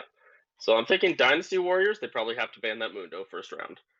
I don't know which side each team is taking yet, but they definitely need to ban that Mundo. The Mundo was a massive issue for them. So I think taking that Mundo out of the game is going to be at least priority number 1 for Dynasty Warriors. It does look like they are, can't tell. I don't know which teams, which Feldroth. I'm guessing they're not swapping sides because we still have Dynasty Warriors on the left side. It would be on Dynasty Warrior or Dynasty Eclipse to decide. They have not said yet, I believe. So we will get confirmation on that as soon as possible. But either way, I mean, you do have to, if you stay blue side, you have to change your blind pick, I think, because the best answer to the Mundo if you don't ban it is to pick a different AD carry, and then you don't want to blind pick Misfortune. But you can stay blue side if you decide we still want to blind pick Misfortune, we're just going to ban Mundo, or we're just going to put more jungle pressure on the top side. It looks like Dynasty Eclipse have chosen to stay blue, so I do expect some kind of answer to Mundo to happen. But there are answers other than a ban, potentially. But maybe we'll see a Vayne top lane. Maybe we'll see a Vayne top lane. I mean, Toronto's pretty close to Vayne top lane. Like, in isolation, it does feel like that matchup is supposed to go directly into it, to basically the way that Vayne would. But it just didn't materialize. And so I'm not sure that you can say, well, we'll just play Vayne and perform better. I may have some bad news, though. Yeah, I opened the spectator client. I found the bad news. So it looks like we have to go to pro draft for this one. Law draft eventually loaded for me, so it's possible that maybe with some patience and some thoughts and prayers we can get through. I refreshed the page. It's gonna be a slight. It might be a slight delay at the very least for draft. I mean, you and I can draft it, so it's fine. We'll yeah, that's true. I'm gonna ban Mundo. What are you gonna do? I'll first pick the Misfortune, I think. Wait, okay, no, that means I'm on the other side. I'm on the other side if you're banning the Mundo, but regardless, yeah, the Mundo is a clear pressure point. Nothing else from Tactical Feed's draft looked that unanswered, though. I mean, there are cases where sometimes the most glaring problem means the other problems are impossible to see. So, like, even if the Mundo didn't exist, maybe the Galio Vex matchup was just so bad you can't possibly allow that to go through, but you won't know that because you're so hyper-focused on the Mundo that went 14 kills. Yeah. But the Mundo definitely seemed to be the biggest problem, at least in Dynasty Warrior side, but we'll have to see. The Galio seems like a good pick. Maybe they don't blind pick the Vex this time, but we'll have to see on that one. I expect more to match the jungle, maybe save your mid laner for the second round of picks, and maybe try to get a good matchup for him. Maybe they'll blind pick the Galio. We'll see. Then they can pick like a Zed into it. Galio does really well into AP mages, but if you throw an AD mid laner into the Galio's gonna have a much worse time. Give me like a Lucian mid, Zed mid, heck, even like a Nafir even. I'd like to see. Who knows? Who knows? Regardless, the Mundo is the biggest problem. The Galio, there's an argument for it. The Sivir, however, you could definitely let go through. I mean, the bot lane matchup seemed perfectly fine. It was a first blood before really jungle intervention. I mean, jungle intervention mattered, but it was the first jungle gank. The Sivir actually got the first blood, but the Misfortune picked up a double kill off the back end of it. Right, and Sivir had to recall before 5 minutes, if you recall. Yep. Just off the level 2 or some kind of the cheese. Level 1. The cheese, level 1. It was level 1 cheese, yeah. And then ghosted back to lane, which again I argue might have saved her in that jungle gank if she still had the ghost, but hindsight's 2020. You don't know. I could see the reasoning behind it. Despite the complete stomp of what the gold looked like, not much has to change for this draft for Dynasty Eclipse. They've got 1 or 2 points that looked weak, and they've got to adapt to whatever Tactical Feed throws at them next. But I think they can pull out a successful draft if they just address those issues. Definitely ban the Mundo. I think the Mundo is definitely what at least the biggest issue that they have to take care of going into this game too. Maybe we'll see Tactical Feed ban the Misfortune. Dynasty Eclipse did first pick it. Seems like a comfort champ. So I think at least throwing a ban to MF might be good for Tactical Feed. I don't know what they would drop for it. They did ban the Warwick. You got to get that Warwick out of there. The Amumu, then the Ashe. So maybe they drop the Ashe ban for a Misfortune ban. We'll have to see. Bans so far are exactly the same as game 1. And looking at the champions, I could see Warwick making a big difference for Dynasty Eclipse. So I don't hate the ban so far. Mumu arguably as well. Sejuani, you saw a few missed ultimates that were key to how the fights played out. Mumu, you can't really miss the ultimate. So, That's you put him on the worst champion, At the same time, no Mundo ban. If an MF gets picked here, I'm really concerned for Dynasty. However, I do think that they can make different picks and make the Mundo a non-issue. I'm just concerned if they pick the Misfortune first. However, this is a different way to get rid of Mundo. Just take them yourself. Yep, that's what I was expecting when they didn't ban the Mundo. You first pick that Mundo. So I'm curious to see what Tactical Feed picks here in terms of answering that Mundo. Last time they first rounded it in R1, R2, Shyvana Mundo. So they pick in the Shyvana again. It's probably a comfort champion for their jungler. So we will have to see. And then there's the Maokai. I imagine that'll be going support. But obviously that can go top lane. Yeah. Would you really send Maokai top lane into Mundo? And it's not jungle because Shyvana exists. And again, this draft just perplexes me from both sides almost. I mean, the Mundo pick doesn't perplex me, sorry. The tactical feed picks order just feels like they're egoing their opponent, saying, I don't care what Yeah. order I pick them. Screw it. Maokai worked fine. We're going to make it work again. Now, And Misfortune that's the looks a misfortune. lot better whenever Yeah. you don't have a super tank to deal with. I do like. I'm personally a huge fan of Misfortune, Nostel, and Soulkeeper. Ooh, and it's the Misfortune Leona changing up the Braum pick. I I love respect the it. Misfortune Leona combo. It's such a great It combo. did feel like Sushi had a few issues with Braum, where there were some ultimates that had to be used just because of how caught out he was. Now, Braum is safer than Leona, but at the same time, Leona has some really nice tools for going in that Braum doesn't have. But they Oh did yeah. allow Tactical Feed to pick the Xayah now, because they don't have to answer the mid lane, I guess. I'm not entirely sure why the order changed, but Xayah looks even better this game than she did last time, and not able to be banned. Yeah, we'll have to see. Xayah is definitely a better AD carry at shredding that front line than the Misfortune is. She's able to naturally build that Kraken Slayer first. She'll be able to get that tank shred that you really need to take care of the Mundo. We'll have to see here.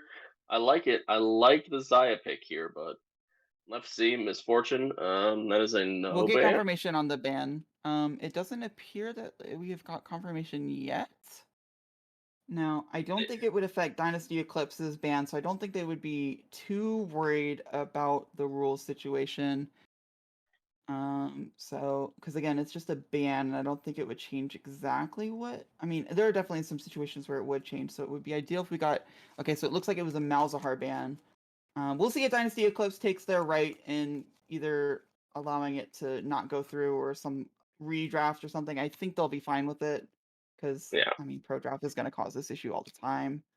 always. Every Um, drafting software does it. yeah, and I don't think it would have changed Dynasty Eclipse bans, and that was all that was affected. The Zac pick looks like another super tank top lane, but one that's even harder for Misfortune to deal with. Like, you thought Mundo getting onto her was a problem? Zac can just jump on her and completely destroy Hmm. her ultimate. Yeah, we'll have to see. Misfortune Leona lane, I like it. Post 6, I think, or pre 6, it's a little bit weaker than the Misfortune, but we'll have to see. I Oh, think that's personally one way this to deal with game, a super tank. yeah, yeah, Asol will do it for sure. But that is a blind Asol. Whenever you already saw how much Billy Butthole was able to take the counter pick and make it his, Nunu might help a bit because Nunu puts so much pressure out in the early game, especially mid lane. But you've got to imagine that this counter pick is going to be complete. Oh, okay. I It's mean, the way. I think Hui is a fine counter pick into Brilliant Soul. Don't get me wrong. I've definitely done it before myself. But it does feel like it's a little bit weak whenever you're talking about fifth pick and your team comp could just. Well, I don't know. Maybe I was just expecting like some kind of real mega counter to Aurelion Soul. Because Aurelion Souls should not be picked blind. That's just my stance on it. Yeah, However, Reliant Hui Soul's into Aesol's very not weak. bad. Yeah, or Asol very weak in that early game. Very doesn't have too much mobility. You really want to see a hard counter pick? Maybe get that Zed, get Talon out there, some kind of AD assassin that can really just stick to the Asol. But you already have the Zac. You got a Shyvana. Heck, who knows? Maybe it's a Shyvana top. Going crazy theory crafting here. Pick that old season 3 Shyvana top to help deal with the tank shred out of Mundo. But I doubt that's gonna happen. But we'll have to see. Here's my problem with Hui, right? You see the Nunu.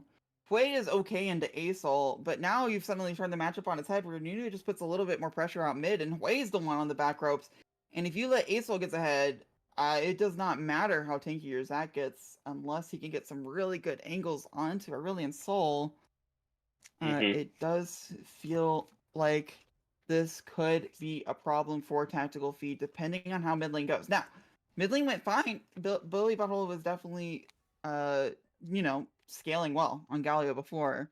Yeah, yeah. And if you don't see that pressure mid lane from the Nunu, it doesn't seem like the Hui would be under any problems. At the same time, I Well, am perhaps bugged. concerned. I am concerned about how they are going to get into the late game the same way whenever now the shoe is on the other foot. Tactical Feed has more Mhm. options late game than Dynasty Eclipse did before. I don't think we're going to be in the same situation where Dynasty Eclipse has 2 dragons and the gold equity, and we're gonna say, sorry, the game's over. Because Mundo's 16. Still, they are facing into an early Insol and Dr. Mundo, and they've picked quite the scaling comp themselves. It just feels like it's a little bit under. 45 minutes, 50 minutes into the game, most people are going to pick the early Insol Dr. Mundo side of the equation, even with the Misfortune versus Aya. And I'm not entirely sure that Shyvana and Hui are going to be able to tip the scales in the early game to make it so a tactical feed ends the game before early Insol and Dr. Mundo are unstoppable. We'll have to see. I personally, from the bot lane here, I want to see the Misfortune go lethality here. Because Dynasty Eclipse's team comp on their side is very much a wombo combo ult. Wombo combo comp, and you want to be playing around that Misfortune ulti. Misfortune Asol ultis stacked on top of a Nunu ulti and Leona ulti. It can completely shred tactical feed side of the draft. But you kind of need the lethality build for Misfortune. You need that first strike. You need that lethality to be able to shred the actual backline. And what's the threats here? You have a Zac. Zac can be annoying for Misfortune if you play that way because Zac can just jump on top of you, stop the ulti real quick. But if you're positioning well the Misfortune, that ulti will do a ton of damage. And the only really tank here you won't be able to one shot with her ulti is the Shyvana, or is really the Zac. Shyvana's fairly squishy. Maokai is a support, so he won't be that massive tank that the Mundo was the game before.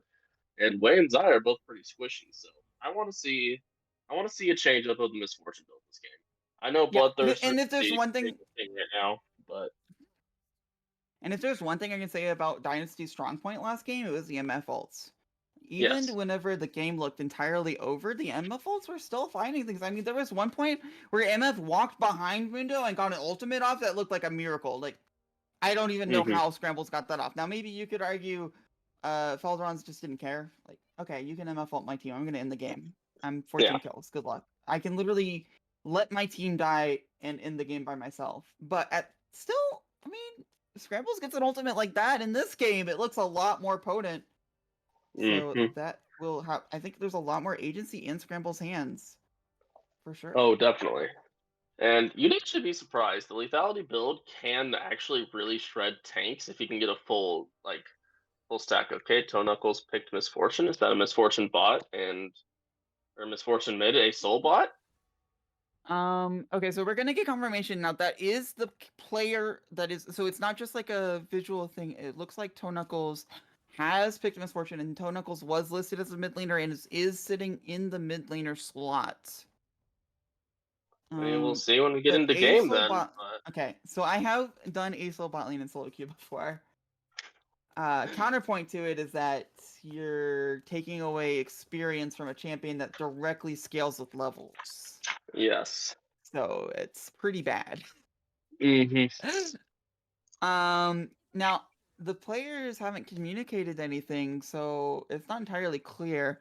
Now, again, just a refresh on the rules. If Scrambles and Toe Knuckles, after picking this switch, I believe that is an infraction, and there is some kind of penalty that can go along with it. Not anything like game losing or anything, but that it is still a possibility, right? They could switch. So we're not guaranteeing that it's MF mid ASOL bot lane, but something is happening.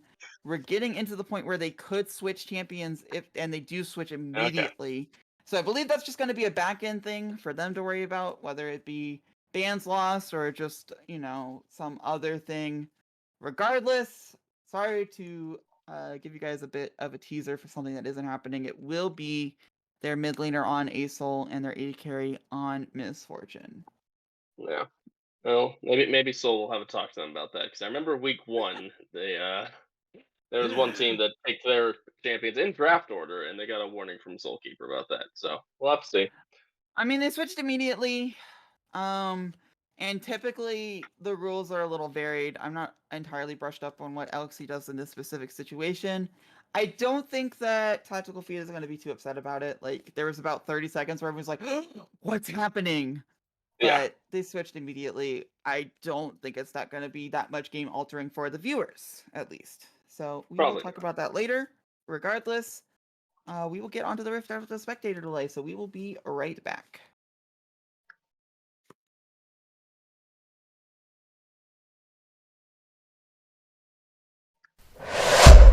Soul.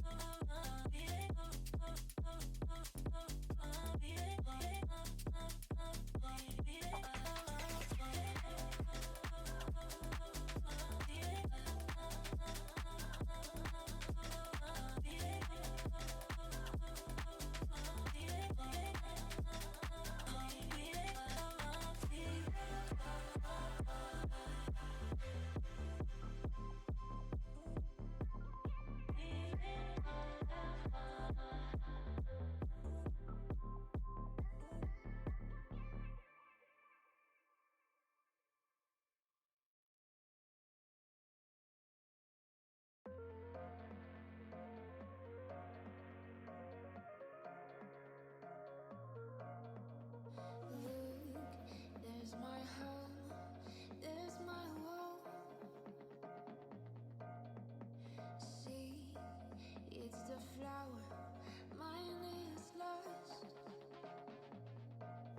Beyond space, beyond time, give me fire, clear my mind. Tale of love, so divine. You are human, just like now. I can see it in the dark. Take my hand and bring me back.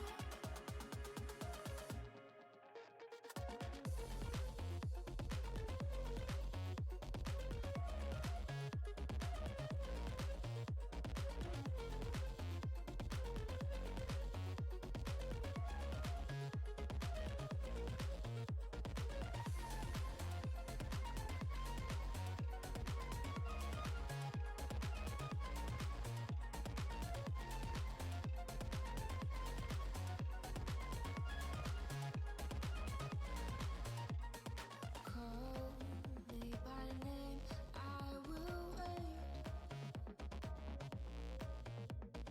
Tell me your secrets, be my friend. Beyond me, with the light, I am dreaming every night. You are both organized. You are human, you and me.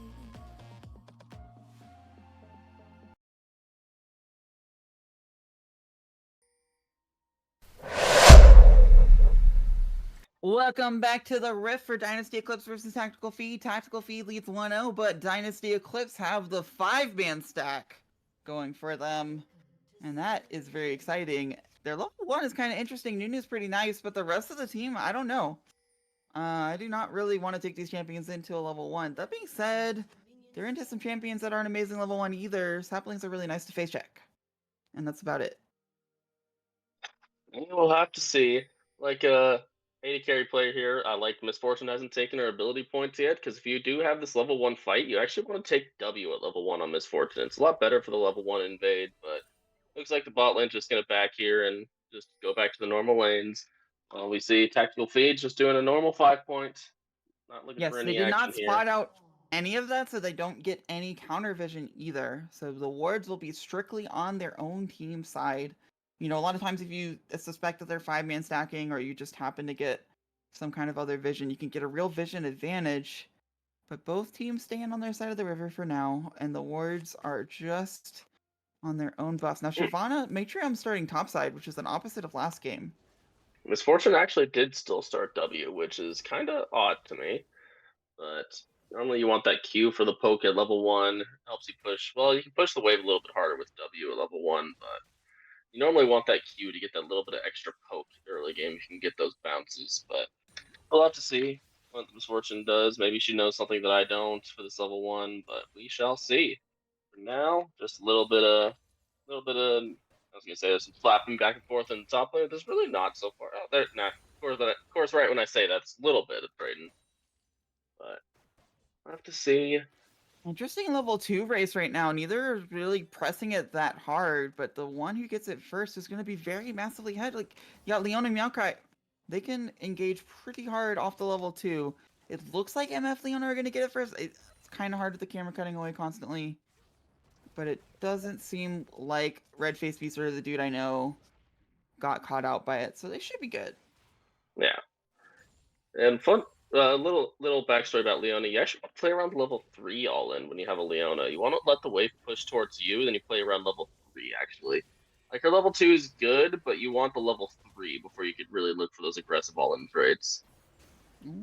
Trades top lane are kind of interesting. Usually I would say it's not that impactful, but these champions can die randomly early levels. Like Zac does a ton of damage early, so does Mundo, and their healing passives aren't quite there yet.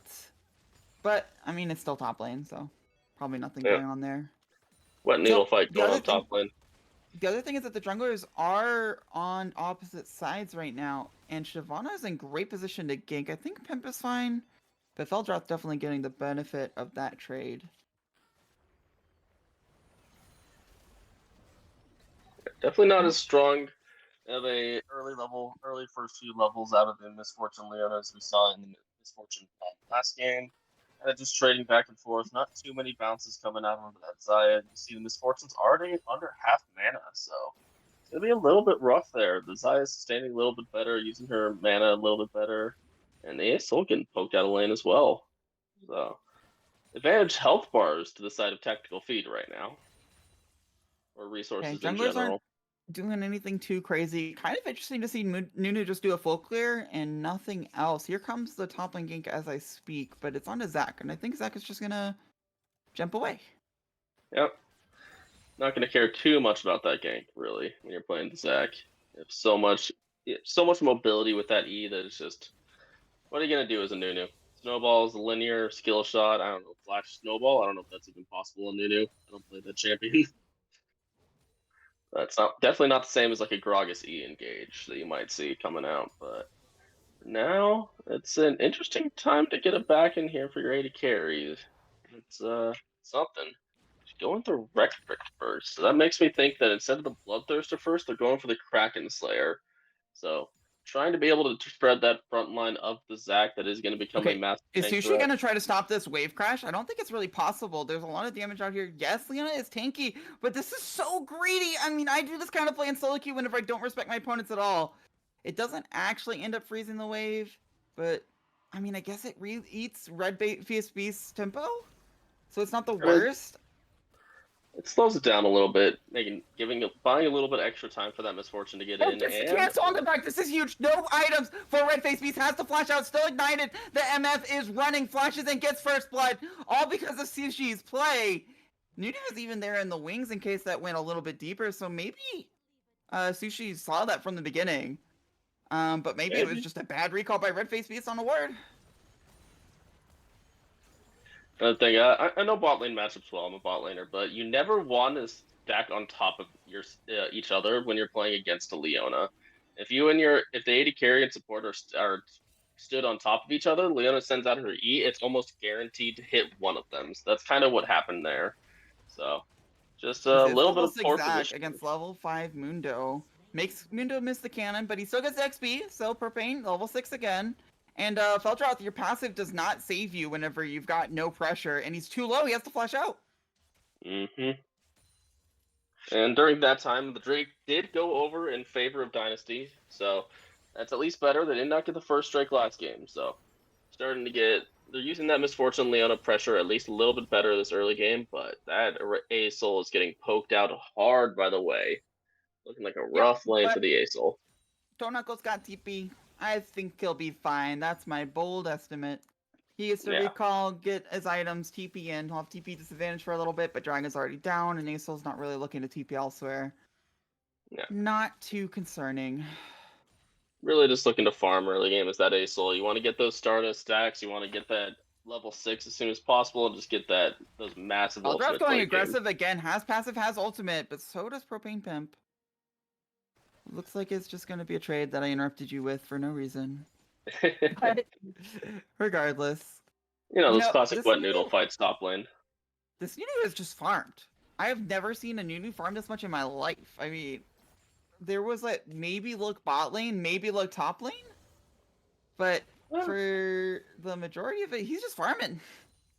And yet he's still not farming as quickly as the Shyvana. That Shyvana has one of the fastest wave clears out of any junglers, so it's hard to expect the Nunu to be able to really match the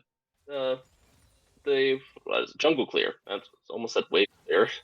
But yeah, that Nunu just now getting 6. Shyvana is already 6, and Shyvana looks like she is starting the Rift Grubbies. Nunu, they did rotate the Maokai up, and Leona's there as well. Okay, come in, engage onto the Nunu. I think he's just too far in. Specimen gonna go down. Ultimates is the last resort. Aesol ult also comes out, but Propane Pimp kind of has to run away. Sushi coming in. I think they're just all gonna die. Yeah. That's just a little bit of a miscalculation on Dynasty's part right there. Like, Nunu was in the jungle by himself in the Grubbies, trying to get in the middle of everyone. He did just hit 6, so he had that ultimate to play around, but yeah, that Aesol ulti just not doing enough there. Same with the Nunu ult. Nunu just got blown up way too quick. Oh, a little bit of a trade getting bot a really lane. nice trade here. Gets the root, has to go in for Scrambles, but now Scrambles can just ultimate, has to get the counter ultimate for Red Face Beast. And in the end, it's just cooldowns traded, ult for ult, cleanse for, I mean, nothing really on the other side, so it is a benefit to Red Face Beast. But the wave push is going to go in the favor of Scrambles, so it kind of works out in his favor at the end of the day. Yeah. And you see, Red Face Beast does actually have a little bit of a CS lead despite that early death. And 1,500 gold lead right now in favor of Tactical Esports. That Grubby fight really just not snowballing, but definitely kind of helping Tactical Feed. Is it Tactical Feed? I don't know. I keep wanting to call it Tactical Feed or Tactical Esports, but definitely helping them get a foothold in this early game. You don't pick this Nunu just to sit around and farm. Like, it does feel like a mismatch of the champion to how it's being played. And maybe the opportunities just weren't there. But so far, all this Nunu has done is go for the grubs and die. And I'm a little concerned about how that scales into the late game. You know, it's not the worst to just be farming with your opposing jungler. It is a little bit the worst whenever you've got such a matchup like Nunu into Shyvana where they're so diametrically opposed. One wants to gank nothing but gank, one wants to nothing but farm. Yeah. Shyvana is definitely more of the power farming jungler than the Nunu in this matchup, so it is a little bit worrying that Nunu hasn't had really any gank opportunities. And now we see Shyvana pathing towards the bot lane. Nunu is there, though, to maybe just get a little bit of a counter gank going. She could just be there to shadow her bot lane, make sure they can get the crash in there. Oh, but Nunu's sneaking in for a lane gank. If Nunu can get any kind of pressure off, even just a flash out of Red Face Beast, which is just now coming up, that would lead to a really nice dragon. It looks like they're not quite able to bait it in yet, but killing that ward is key. And Shyvana's just going to the opposite side of the map. They should know that Specimen's there now because it was his sweeper that they used to clear that ward. So Tactical Feed should know that the Nunu is in there looking for that lane gank.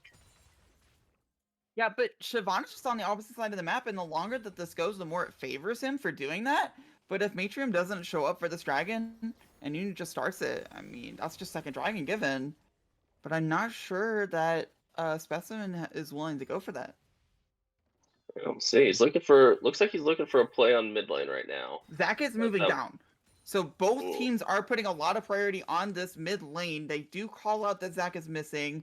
So I think everyone knows what the locations are. But it's just so hard to face checks Nunu. This is a huge problem. Has to flash out. That's a huge flash. But now Zach is able to get onto Aesol. Now Shyvana is. Tornacles just flies away though. And the Nunu ultimate Keely just zones out everyone despite being 1v5. Away ult. Goes on Specimen. Specimen should fall here. Flashes out however. MF ult able to get a Matrium really low. Now Zach is on the MF. But the support for Tactical Feed will go down. And Zach passive is still in the middle of 5 people. Zaya looking for damage with that ultimate. Doesn't even get propane. And I think Leona may fall, but Scrambles flashes in for the counter kill, and it just looks like a complete win for... Oh! Looks like Wade does pick up Leona, but it's still a complete win for Dynasty Eclipse. Even Hui not able to escape. And the Dragon will go their direction. Yeah, that was a little bit of questionable positioning there from Red-Faced Beast. Using his ult going into the middle of the enemy team, that's not exactly where you want your Zaya to be, and it looked like they didn't actually have the E up for the pullback off of the ulti. So if they had the pullback up, then maybe it could have gone different. There were a lot of low health bars on the side of Dynasty Esports. Could have been a lot of kills from the Zaya, but looked like he just got a little bit too greedy there. Maybe tunnel visioned a little bit, and his positioning paid, and Red-Faced Beast paid for it with his life. I think it was just the over attempt to support Valdroth, because Valdroth made a similar play where he went in 1v5, going into passive, and maybe Zaya coming in at that time would be key, allowing Valdroth to get up and for them to 2v5 the fight. But unfortunately, Valdroth just goes down, and then Zaya has no options once Zach is gone. Mm-hmm. He did see there, and that one, not a huge fan of the aggressive Zaya ulti personally. And ulti is a very defensive option especially for a champion that has no mobility like the Zaya. You want to use it when those divers are on top of you. Use it to kite, get a lot of AoE damage, and at that point, it's very aggressive ulti. And once she popped out of it, her flash was up, but she died too quick. Didn't have the chance to flash in that situation. So it's a little bit, like I said, I think it was a little bit of a tunnel vision there from the Zaya. Don't want to be up that far in the middle of the enemy team as an AD carry. Yeah, and I think that the scaling is just so free for Dynasty Eclipse now. What if I got to tell you you get an Aesol and a Mundo, and you also get the first 2 dragons of the game. Meanwhile, Dragon jumping into the mid lane, but it's just on Sushi. The Aesol ult comes out. There's so many dragons this game. Nunu's going to be able to get a massive ultimate if he's not CC'd up. Only on the support for now. Will use it there. Gets the support's flash. So able to prevent the new ult from destroying everything with the CC. But I still think the Dynasty Eclipse is happy to take those trades. Mm-hmm. But now you do see the Tactical Feed does have the inside track on this Rift Herald. So without the misfortune there, it is a little bit worrying. Looking for a little bit of a dive onto the Mundo maybe, but Mundo's just going to heal back up to full. I don't know if the Tactical Feed's really going to be able to get anything done top lane here. And now Dynasty has the track on the Drake, so I'll have to see. Nunu does not have ultimate. So he's just walking up there to let him know, Valdroth, you can't walk this way. But not going to commit or anything. Mm-hmm. And this mid push is going to be pretty real. I don't see how Aesol can face check here. You will be giving up the Rift Herald, obviously, but that was kind of a foregone conclusion after the positioning went the way it did. But that will it's not nothing. Actually, Aesol is just able to walk freely because Hui and Maokai decide not to stay and allow the 3v2 to come in. So it is nothing. Aesol picks it up just fine. There we go. I see Scrambles. He got his tier 2 boots before 25 minutes. I'm proud of him. You can definitely issue that sometimes. You can definitely just go without it sometimes on MF, but I do agree that into Zach, Shyvana, Maokai, it's a little hard. Yeah. You know, I don't know. I personally, yes, Misfortune, you can get away with it for a bit, but boots are just too overpowered. Movement speed is one of the most underrated and overpowered stats in this game, especially against a team comp like this where they have so much dive, so much ways to get onto your backline. You really need that move speed. And the Berserker Greaves instead of the Merc Treads, I like that too. Okay, so this is a pretty huge commitment. Scrambles is just mailing into a Maokai, but Maokai has to run away because Leona's directly onto Red-Faced Beast. Red-Faced Beast has no mana, but the counter engage is here. Shyvana walking away because Red-Faced Beast says, hey, I've got no auto attacks. Looks like not everyone got the memo though because Specimen and the teleport are engaged. There's 5 people here from Dynasty Eclipse. Yeah, and you see Zach's probably just going to get first tower top lane after this. Maybe. Yeah. We'll see. Maybe your still time pretty is high broken. health, but Dragon's not up for another minute, and we just committed top lane TP and all of that pressure for an empty pit. Yep.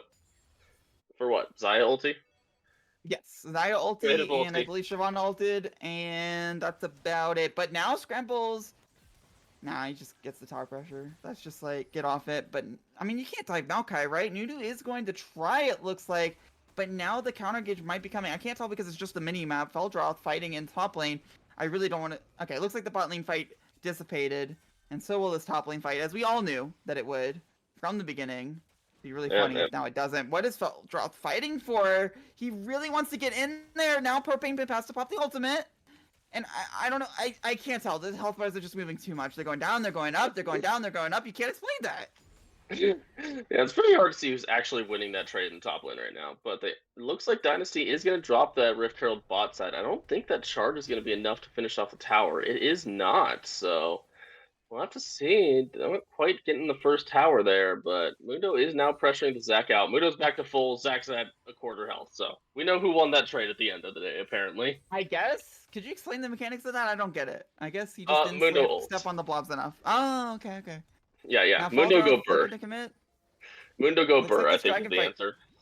Okay, but can Feldroth get out? Because there's no teleport on this Mundo, and Feldroth could give up this tower to try to go for this fight because this is third dragon going down. It doesn't look like the communication is happening. Feldroth's finally recalling, but the dragon just goes down. Oh, and now the fight is coming on the other side. Shyvana has to ult out. I don't think Zac TP ever changes this without Shyvana ult. Feldroth's staying in base a little bit long, so they might be calling it, but they eventually decide to TP back to the top lane. This tower might fall before he comes in. Not quite, but it will fall eventually. And now Feldroth is a little committed. I think even without Mundo, Feldroth is in trouble here. Looks like he's able to walk away. Yeah, I was going to say, there's a little bit of miscommunication on Dynasty Warriors' side, Dynasty Eclipse's side there. Because you saw Leona hit a really good 3-man ulti, but there was just no follow-up. Misfortune wasn't in the area to use her ult. Got that Misfortune ult on top. Fight going on. Wait, is Xayah gonna commit here? There's no way for MF ult to go well here. It misses everything, and the cleanse comes out. Nunu is here to save, however, but save maybe at the cost of his own life. The flash comes in. Xayah dodges it. Maokai cannot. The root comes out on everyone, but there's just no front line for Xayah to walk up. Sushi will get the stun off. Now, here comes the follow-up with Hui. Can Hui land the CC, though? Looks like a little bit of CC goes on Sushi, and Sushi will fall 1-for-1 trade. I think this is interesting. The Xayah is actually building an IE first. I called before this game. One of the nice things about Xayah is you can build the Kraken Slayer first. It really helps you shred those tanks. You don't need that early attack damage. You really need attack speed to set up your feathers. So the IE is an interesting choice. It's not built yet. Maybe I'm wrong. Could be building for something else. And there's the IE finish. Never mind. But walks away fine. Totally fine. Bot lane is kind of more my area of expertise. I like analyzing AD carry builds, see what they go for, try to figure out their Scrambles is being pretty aggressive here. Is able to dodge the R though. That R was everything. Yeah. If it hit, Scrambles might be dead. It misses. Go back to pushing. Nothing's a problem. Yeah, not really an issue at this point. See, Misfortune is almost out of mana, so I'm worried. Not much they can do here. Ult's coming up in about 15 seconds for the Misfortune, but it's not without the mana to do anything. They're not going to really be able to do much there. Okay. Interesting build by Zac. I don't know if this is the current meta build that goes for Riftmaker. I kind of like the direction it was heading because you might get Leandries, I suppose, for the % health damage, but Riftmaker's something I haven't seen much. I don't know. Maybe that's meta and I'm just completely out of it, but it just wasn't what I was expecting. Yeah, I don't play top lane, so I don't understand. That is not the ward. That's the Baron you're hitting, and the Baron is hitting you. Meanwhile, bottom lane, dragon on dragon, violence, the fear comes out, and I think Aesol's just dead. And that means they have to counter engage on the other side to try to make something out of it, but counter engaging on Feldroth is not going to go well for you. He even just walks onto the blob. You can CC him for a while, but he doesn't care, and now you're the one getting CC'd. Leona is too deep, it has to be said. Maokai ult coming out, and you're jogging under 2 towers. Maybe this Nunu ult does something. Gets Red Face Beast low enough to be out of the fight, but Nunu's out of the fight by being dead. And now Shyvana misses, just can't hit anything. And Matrium is on the back line, will go down now. It looks like it's a 1-for-2, 1-for-3. But, I mean, they're still making it work with 2 people. Feldroth still has passive, not for long though at this rate. is able to escape with it. Hui gonna hit the CC, gonna hit the ultimate, but it's on the tank, has to flash away, and just not able to do enough damage to Mundo to make a real difference in his health bar. And Scramble's over here trying to be like, I'm going to put this game on my back, guys. Well, you will win this. I will do the damage. You can see now he's building that IE seconds. I mean, if you're doing the Kraken Slayer build, the IE is the next logical choice after that. You're going to be able to shred. You just have so much damage with that build. You get a crit. The crit will do like over half the health of the squishies. So we'll have to see. Chevron is going with that same build. Spear, Shojin, Leandres. You see a little bit of a wet noodle fight happening top. I'm not sure. Windows has ulti up. I don't think either of them die in this. Right. The only thing would be if the Mundo ult is popped before the dragon fight. Looks like Feldroth not able to get it out. Will get push advantage though. I don't know if Mundo can even walk back. Actually just gets his recall so that he can stay up there and be ready to teleport to Dragon. With a lot of gold in his pocket, but he's got the Warmongs. That's really all he needs. Yeah, I was going to say, I watched him. He was starting that recall, then he started regenning over all of his health bar, pretty much. He's back up to full when he's finally getting his back in and prep for the strict Notably, fight. Last time at 21 minutes, Dynasty Eclipse had 2 dragons. This time, they're fighting for Soul. And I'm not entirely sure how Tactical Feed want to go for this. They get the engage on Sushi, but Sushi gets the engage onto your support. Teleport's coming out. Shyvana has to defensively ultimate. Nunu looking for a big ultimate, but gets rooted up. I don't think he wants to ult there. He has to. MF ult is pretty good, though. Gets the Maokai. Billy Butthole and Red Face Beast are not hit, however. That's a double kill. Maybe more. Aso on her. Red Face Beast is going to have to just walk away from the Leona. Leona's just going to kill them. Maybe. Nope. No, the feathers come back. Now, the Dragon and Mundo are still alive, and Red Face Beast is not healthy enough to go fight them, so I think they can actually just get the soul, while Hui has to watch in despair. Maybe he can get the kill on Aesol, and that's gonna have to be the case if they're gonna stop this soul. This is soul, and it's just being taken by 2 people right now. Not even landing the Fear. Propane Pin is able to zone out so much. Seraph's Embrace pop, sure, but it doesn't really matter. Dragon is still gonna be taken. Billy Butthole will have to walk away. Might not even be able to. I think he's just dead. Looks like the cleaver comes through. QW not going to be enough. But he gets the kill on Aesol? And Dragon is respawning? You know, Drake on Drake action. Aesol died to the dragon in the back side of that.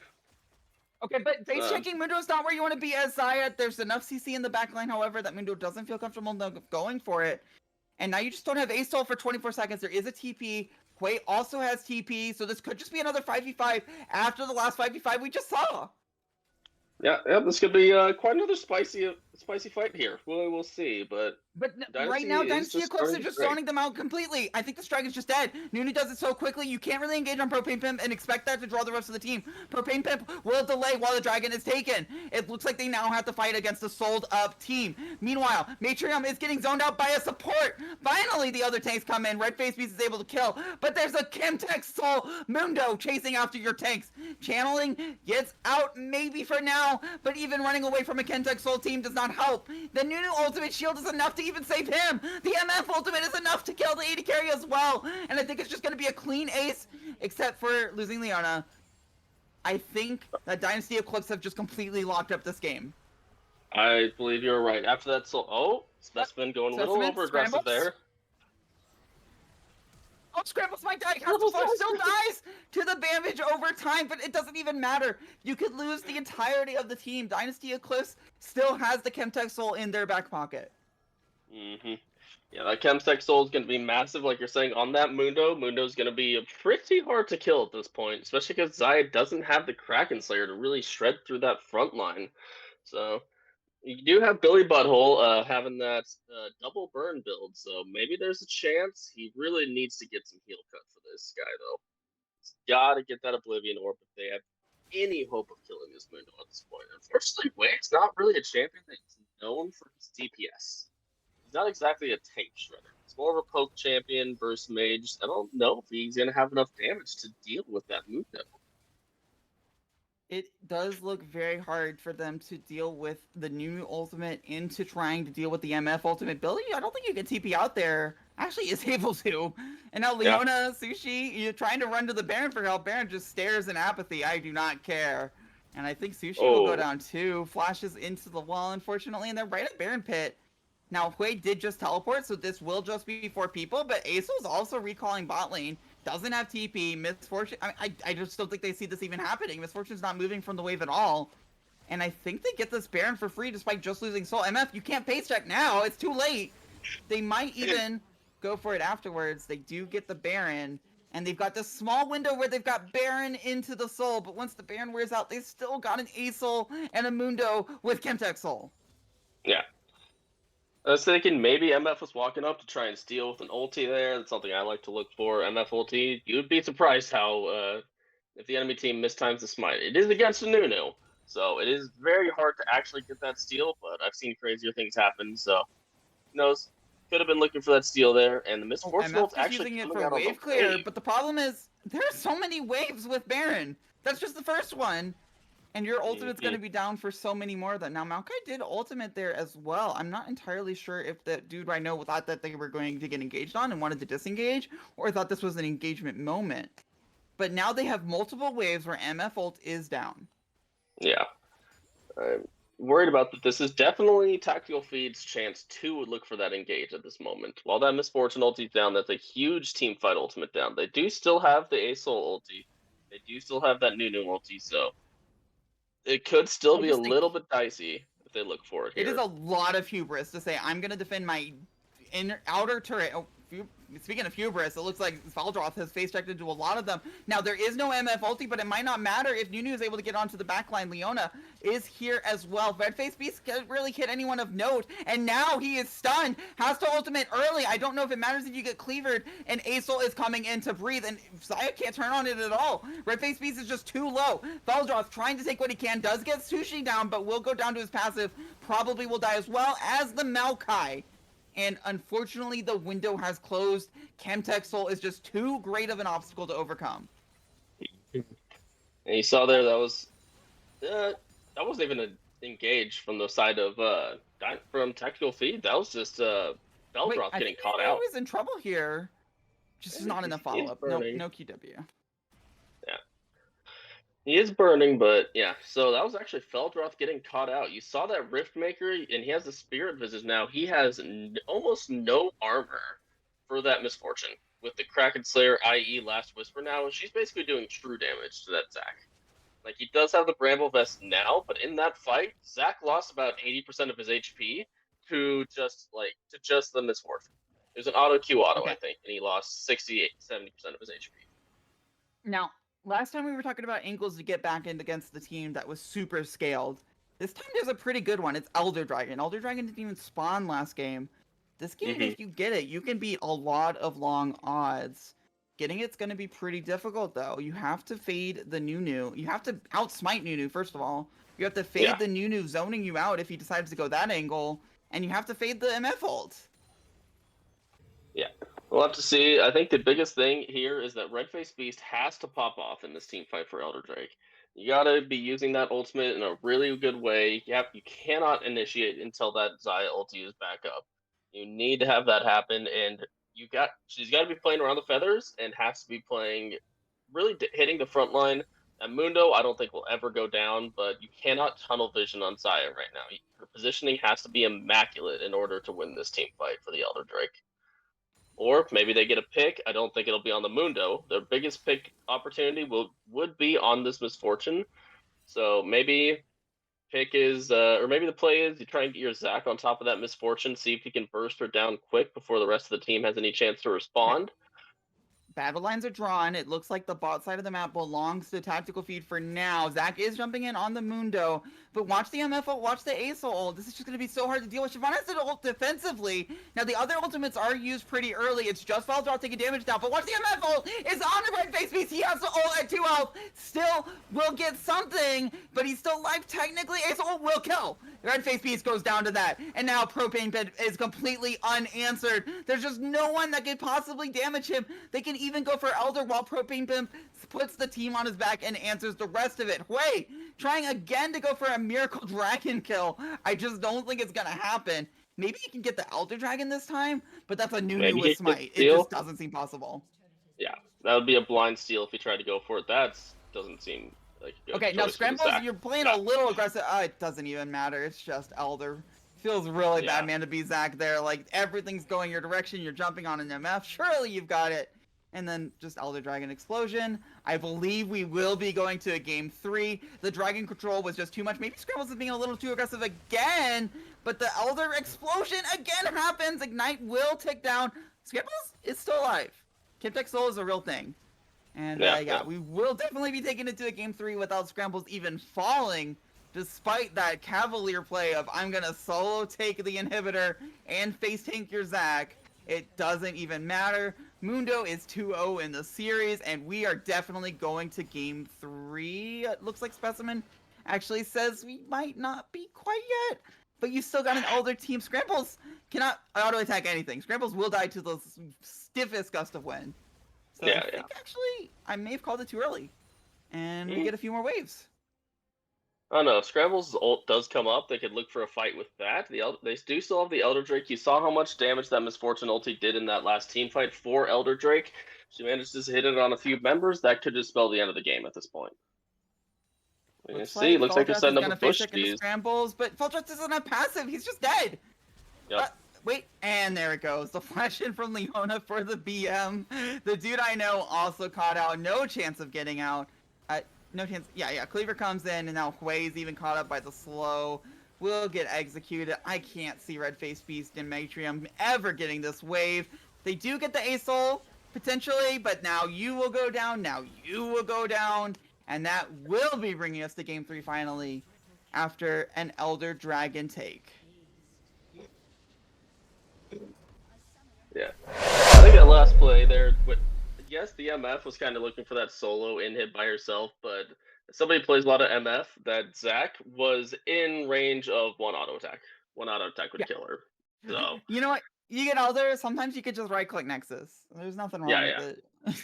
Oh, yeah. It's a very rare game where you accidentally right-click Nexus and lose the game from having Elder. The game was definitely decided before then, probably by that 4th dragon. Maybe arguably by just the fact that Dynasty Eclipse was able to get 4 dragons in the first place. And yeah, whenever you take away the Dr. Mundo, you can't just have the auto scale button anymore. Especially whenever you don't get the first dragon for the Shyvana. Yep, definitely. I'm having trouble joining the lobby. Are you guys able to get in? Looks like the lobby is created. We will be in a bit. Draft is kind of interesting though, because now for the first time, Tactical Feed has the option to go blue side, and that means that bans are going to be a little bit different. So it looks like Tactical Feed has chosen blue side, and I just cannot expect to see Mundo on the Rift again. No. I feel like from Dynasty, you have to ban the Mundo at this point. Like, Tactical Feed has the option to first pick it, and in this series, like you said, 100% win rate on Mundo so far. I feel like they will first pick that Mundo if it is up. I feel like Dynasty has to get rid of it. Like, it's just been too strong in this match so far, and it's just going to be, like I said, I said it last game. I think Mundo needed to be banned, and Mundo was up, and Mundo won. So, I think Dynasty definitely has to take out that Mundo, or else Tactical Feed could just be looking at another hyperscaling top lane that just becomes unkillable against AD carries that don't have practice there. On the other side of the champion select, that MF has looked good every single game, even the game where it lost horribly. I mean, the MF alone just completely kept Dynasty in the game 1 and just destroyed Tactical Feed in game 2. It wasn't the Mundo story anymore. It was definitely about those MF ults. Oh yeah. Even with the Zac trying to pressure it, I just imagine that both MF and Mundo will be taken away. I agree.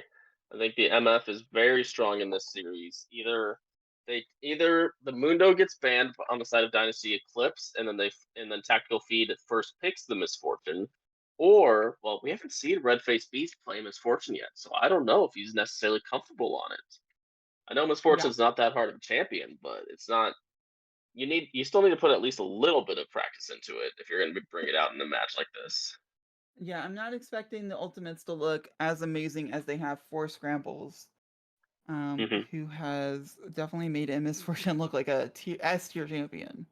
Oh yeah, Misfortune is super strong right now, especially in a low elo tournament like this where teams might be a little bit less coordinated. That Misfortune ulti just absolutely shreds the entirety of teams if you can land a good ulti. Yeah, so I expect to see a lot of adaptations just in the bands alone. I agree. For this final game. As a reminder, Tactical Feed banned the Warwick, Amumu, and Ash first round last game. Bans looked identical between games 1 and 2. Dynasty Eclipse banned Mordekaiser, Lilia, and Stylus, so we shall see. I do agree that Dynasty Eclipse needs to ban out that Mundo. Tactical Feed will 100% first pick it with that 100% win rate in this series. So we shall see once this draft actually goes live. I think we're taking a not we are. Oh, looks like one team is ready. Still waiting on Dynasty Eclipse to ready up on Pro Draft. Pro Draft, yeah, I Pro Draft. believe both teams are ready. It's just for them to click the buttons now. And buttons they will be clicking, assuming Pro Draft goes through. And hopefully everything appears on the screen as intended. We shall see. We shall see if they actually get that fourth ban in or not. For sure. Of note, Aurora not picked at all tonight. Don't expect to see it either, just from how the texture of the games have played out. But You know, it maybe this is is one the of time. those X Factor, right? Exactly. It hasn't even been banned, so at any moment someone could pull it out. It's true. Maybe this is But the the counter time. picks have been pretty good as well. Maybe Scrambles gets his Misfortune banned, and it's the time to bring out that Aurora bot lane. I talked about it before the games. Yes. We'll see. Aurora versus Aurelion Soul bot lane. Right. Clicked on the link and nothing. It looks like we're just having a bit of a delay in Pro Draft having an issue, so. Yeah. What else is We'll new? get back to that in a second. Regardless, expect to see Mundo gone soon. Expect to see Misfortune contested. And I'm kind of curious if the bans that will be dropped will be impactful. You know, it's always interesting to see if the teams really value their first 3 bans. Like, there are sometimes some bans that you can't drop just because of how terrifying they are whenever they're allowed through. So it would be exciting to see the 6 champions that have not been allowed this entire time, one of them make a huge impact. Yeah, I expect the Warwick ban will continue to come out from Tactical Feed. I expect the Amumu ban will continue to come out. We'll see about the Ash ban. I feel like they need to drop the Ash ban in favor of the Misfortune ban at this point. Like, I get it, Ash is strong right now, but what's the name? Scrambles has been looking so good on this Misfortune tonight. I feel like you need to let the Ash through at this point and just let the Misfortune take the Misfortune out of the game. We've seen Scramble just doing work on that Misfortune. So I'd like to see it drop the Ash ban, get the Misfortune out of there. I don't think Scramble should be allowed to play that again. If Tactical Feed wants to win this game 3. I think the Mundo's the only thing that can keep the MF down at this point. Mundo definitely has been an issue every game. I mean, I don't know, because it's hard to say what you're supposed to drop for the ban, because it just hasn't been played yet.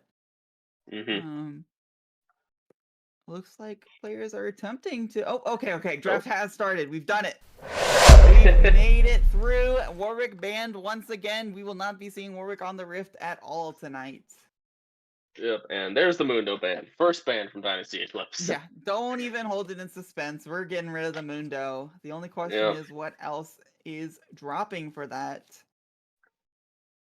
We shall see. We shall see. And then the Leona ban, actually, from Tactical Feed. They seem to think that was the issue. Leona, you don't ban the Misfortune, but I'm not 100% sure. Again, Tactical Feed could first pick Misfortune. It's possible. It's definitely possible. We have not seen red phase. Either Ash or Misfortune. Yep, one of the two. Misfortune and there's will a be Misfortune banned. So that is 2 drop bans in different lanes. Amumu and Ash are now available where before they weren't. Now you could pick Amumu here as well, pretty easily. Ash maybe arguably as well. Yeah, Ash Tactical Feed has not had a blind pick. Tactical Feed has not been blue side this entire night, so this will be their first fully blind pick. We shall see what it ends up being. Still waiting on that first pick. They're really bringing the timer down, and it is the Ash first pick. I do like that. It's a good blind pick. It's a great AD carry right now. And I'm curious to see what Dynasty Eclipse tries to pick into that Ashe, because there's not a lot of champions that can counter Ashe in lane. She's very At the same safe. She has time, those slows. Hmm. at the same time, there's not a lot of champions that get countered by Ashe either. I mean, you can just go with whatever you feel like. Jinx is a great example. Just try to Yep. scale and accept that Ashe will air you sometimes, and the other times you'll have cleanse. And other times you'll be able to get excited and completely mock her damage. Yep. We shall see. Jinx. Oh, and a Jinx Nautilus here, actually. I was kind of hoping to see the Braum pick again from Dynasty Eclipse. Maybe, what's his name? Wasn't feeling too. Maybe Sushi wasn't feeling too comfortable on that Braum game one, so Nautilus maybe more of a comfort champ for him, but that Jinx Braum is a very strong lane. But Jinx Nautilus isn't a slouch either, so I would like to see maybe the Braum picked up on tactical feed side and Nami instead, actually. That's interesting. Interesting. I do like Definitely Nami less of for an being able to aggressive lane. disengage, but I'm Yeah, interested to see how tactical feed gets the damage through it as well.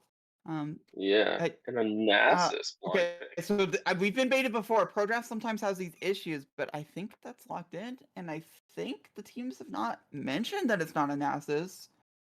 Yeah, I haven't So seen I think anything it's a yet. blind pick Nasus.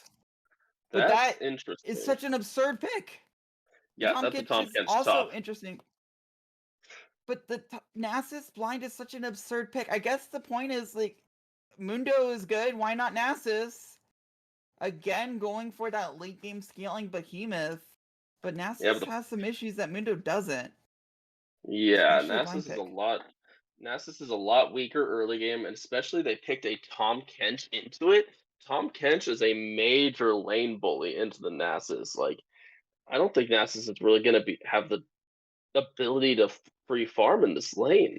Tom Kench honestly should just be able to bully him out. I wouldn't be surprised if we see like solo kills in top lane. Like Tom Kench top is such a strong pick. Like it does, This it's like does the Ornn. feel It does like a surprisingly large amount of damage. it just feels like freeform cooking. Like the recipe calls for Mundo. Mundo's gone. And Nasus is close enough, but you're gonna end Yeah, up with some poorly tasting food if you're not careful. yeah, right. Like, oh, whoops. I guess we don't have breadcrumbs for this recipe. I guess we'll just add some flour. See how it goes. Close enough. Trying to make meatballs. I guess we Either use that's a binding way. agent. We use butter as Oh, binding agent around here. Yeah, the re-picking the Nasus. Nunu is interesting. So I didn't like the Nunu pick last game. It did some work in the Yeah. late game, however, and you've got a lot better lanes for it to gank this time. I mean, Leona was good enough, but you're talking about Nautilus Nunu? That is a gank. And then you've got the Tom Kenshin Nasus too. I mean, just the Ooh. whole field is a playground. Now, okay, for Matri, I'm going from Shyvana to Zinzao was quite the jump. Just completely different champions. I mean, I Oh guess yeah. they team fight similarly, but you're definitely expecting a lot more ganks out of the Zinzao. However, I don't know. I mean, I guess ganking bot lane's good. Galio blind pick? I mean, this is definitely a comfort draft. Oh yeah, this is definitely a comfort draft from Tactical Feed, but the Xin Zhao, like you said, it's a very different style of champion from the Shyvana. Shyvana, you're power farming, trying to hit 6, but Xin Zhao, you have to get those early ganks off. You are a very strong early game jungler. Maybe they thinking to pick it here is that they can help really get that Nasus out of the laning phase, let him farm up, get to that late game where he will be a massive threat. But then here's the Malzahar. We had the Malzahar ban in game 2. So we'll have to see how that plays into the Galio matchup. If you do have the Malzahar R, you should be able to stop the Galio R, so could be good into that Galio. We will see. The Malzahar does do a lot of DPS damage over time. It can be an answer to shred the tanks on the side of Tactical Feed, but this draft, it's not nearly as tanky as we've been seeing. Like, neither team really is as tanky as we've been seeing. Tom Kench will be a major tank. Nasus will be hopefully become a major tank. We'll see. That could be a full damage Nasus. You never know. Get that Triforce first, build Sundered Sky. I don't know. Spear Shojin, maybe? Who knows? Either We'll way, have I to mean, I see. just feel like Dynasty Eclipse has answered every question the tactical feed has put at him. I mean, Oh, yeah. maybe Scramble's Jinx is like a tier lower than Scramble's MF, but I'm feeling really good about the Jinx Nautilus lane. The Oh, yeah. Nasus is just a complete ego pick. for Feldroth, and Feldroth has been egoing them quite a bit. The Mundo deserved. Zach, you saw how much the overextension from the Zach cost tactical feeds so much, and I just can't imagine that the Nasus is going to be much different. And then you've got Zen Zhao with the Nasus, which I don't think those champions have ever been on the Rift together outside of solo queue on the same team. And then the Galio Bond pick is just completely taken over by the Malzahar. Obviously, the gameplay mentions everything. Tactical Feed also felt like they had a weaker draft game one. They were able to easily cruise through just on the power of Mundo alone. Yeah. The Nasus, a similar kind of thing. But I don't know that they're going to get the same kind of Worry 3 early game that they had in game one. We saw in game one, we thought that Trundle would be able to just out trade that Mundo early, just that early game champion. But this time you have a Nasus who is much weaker early game than Mundo, and a Tom Kench. I keep stressing it. Tom Kench is so strong early. Like Tom Kench will be looking for those solo kills on the Nasus. Nasus, I imagine, will take Ghost TP here, but I don't know. Like that Tom Kench top is a very aggressive top lane pick, especially into that Nasus who just wants to kind of stay back, farm as much as they can. So we'll have to see. The top laners have been fighting quite a bit in this series, and this time I feel like one side is highly favored over the other in this top lane matchup. And Nasus is not very strong early. The trading power is not quite there, so we'll have to see what happens here. And even in the 2v2, you got Tom Kench Nunu versus Nasus and Zhao. I feel like the Tom Kench Nunu wins that 100% of the time. And Zen Zhao is not one of those champions that you could just say, we'll scale it up with the Nasus. It'll be fine. No, you cannot. That Zen Zhao is a very strong early game jungler, but falls off pretty damn hard once it comes to 30 minutes into the game. So we'll have to see on this one. I personally, looking at the draft, I like the scaling of Dynasty Eclipse side a little bit better than tactical feeds. Like the Ashe Nami, Ashe always had value with those arrows, but the Jinx becomes such a hyperscaler. Like does so much damage, especially if she can get that get excited proc off one or two kills. You have so much AoE damage. Kind of fits into the same comp or the same vein as the Misfortune in this team. You do a lot of AoE damage. That being said, I mean, the last time Feldroth is a question that has to be answered. It was answered adequately in game two. In game one, it just absolutely wasn't with the Mundo. There's a lot of reasons why this Nasus doesn't work, but if Dynasty Eclipse cannot find those reasons, then it will be able to answer the Jinx pretty effectively, perhaps. I mean, there's definitely an avenue for victory for tactical feed. I just feel like it is entirely the onus on Dynasty Eclipse to mess it up. Oh yeah, 100%. I feel like Dynasty Eclipse has the stronger early game and the better scaling comp personally. Like on the side of tactical feed, it's really more of a pick comp here. You got the Ashe ult, you got the Nami ult, you got the Galio ult. You're kind of looking more for the picks than the team fights. But then Dynasty Warriors is going to be in your face with that Nautilus hook, the Nautilus ulti, the Malzahar ult, the Nunu ult, and then just Tom Kench being such a major threat. So I think I much prefer Dynasty Warriors draft in this game over tactical feeds. I'm not a fan of blue side draft, honestly.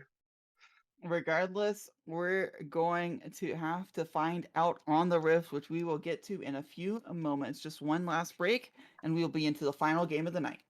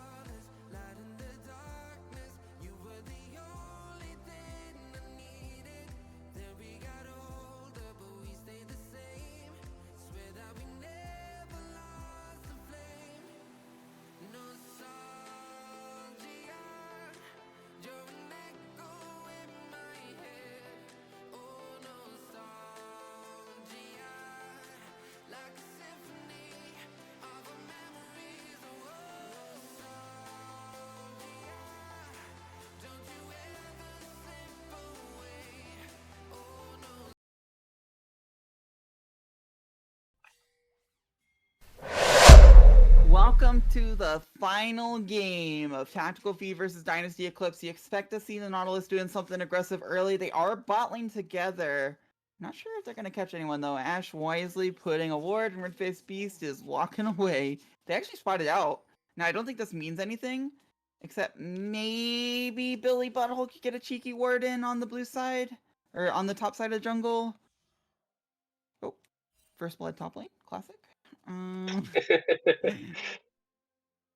Now, Classic top lane matchup: Tom Kench versus Nasus. You see it all the time. Nautilus is fully on vision. Surely there's no hook coming out. But You don't I'm know. curious how this goes. I do like both junglers starting on the top side. Really want to get that early gank in against the Nautilus, or with the Nautilus, or just wherever Nautilus is, the junglers want to be. So making sure you get a few camps, get in there level 3, you'll be really happy. Or level 4, depending on how many camps they go for. I don't Zen would want to go fully for that. You know, mid lane, just typical things. Okay, walking in with the wave. It does look like the hook comes out. Curious how exactly. Oh, wait. Actually, Scramble's taking a lot of damage on the back side of this. Has to flash out. But that is all 4 sums down on the side of Tactical Feed. So I guess that came out in favor of Dynasty, but I'm really not sure. Look at the health bars. I wouldn't be so hasty. There's a problem with Jinx, and it's her health bar early. I wouldn't trade that cleanse for a lot of health right now. Many health potions. Very few health potions, actually. I would trade that cleanse for about 1 or 2 health potions. Yeah. What is the cleanse going to do for you early? There's no ignite. It doesn't really matter that Nautilus has flash. I mean, he basically has flash regardless of if it's on cooldown with the inspiration tree. Meanwhile, the bullying is happening. It has commenced. Oh, it just looks absolute horrible for Nasus. And this Nautilus is not getting it. Wait, why is Nautilus level 2 and Jinx is level 1? Looks like a bit of a missed XP for Scrambles. Yeah, that early level 1 trade. Yeah, that level 1 trade, or Jinx must have missed XP on a single minion after that level 1 trade.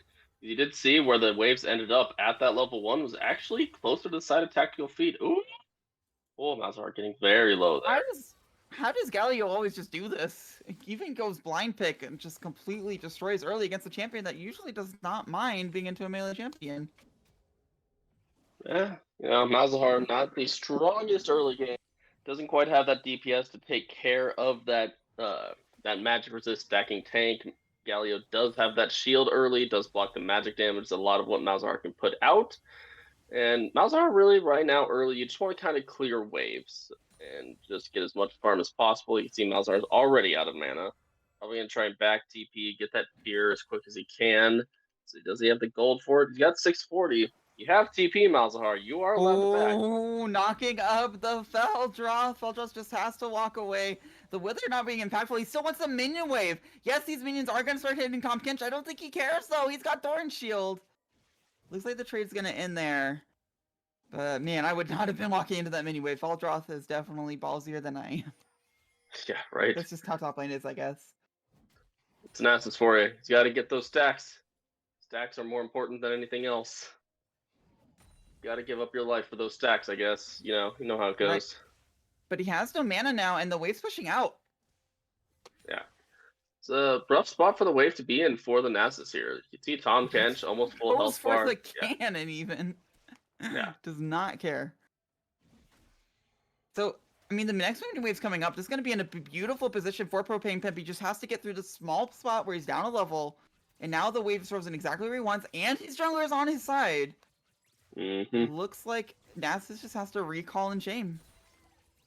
Yeah, just like you're saying, a very, very bad spot for the Nasus. Well, actually, Propane Pimp's not freezing the wave. So Nasus is just going to be able to TP back, and it won't be in the worst position anymore, actually. The way you see the waves actually now pushing back towards the Nasus. And close to his tower. And been replaced by Xin Zhao too. Mysterium is on this side, and Wither plus Xin Zhao could do a lot of CC. Looks like Galio trying to bully Malzahar once again. Yeah.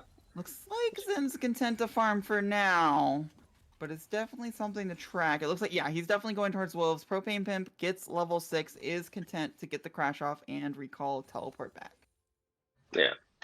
And you can see actually, the Nasus went double glowing moat, trying to get that early ability haste, get that Q on a shorter cooldown so you can just keep on farming, get those stacks as quickly as possible. So give him that. He has a game plan. He's trying to get those stacks. Woohoo! That was close to first blood. Yes, that was really close.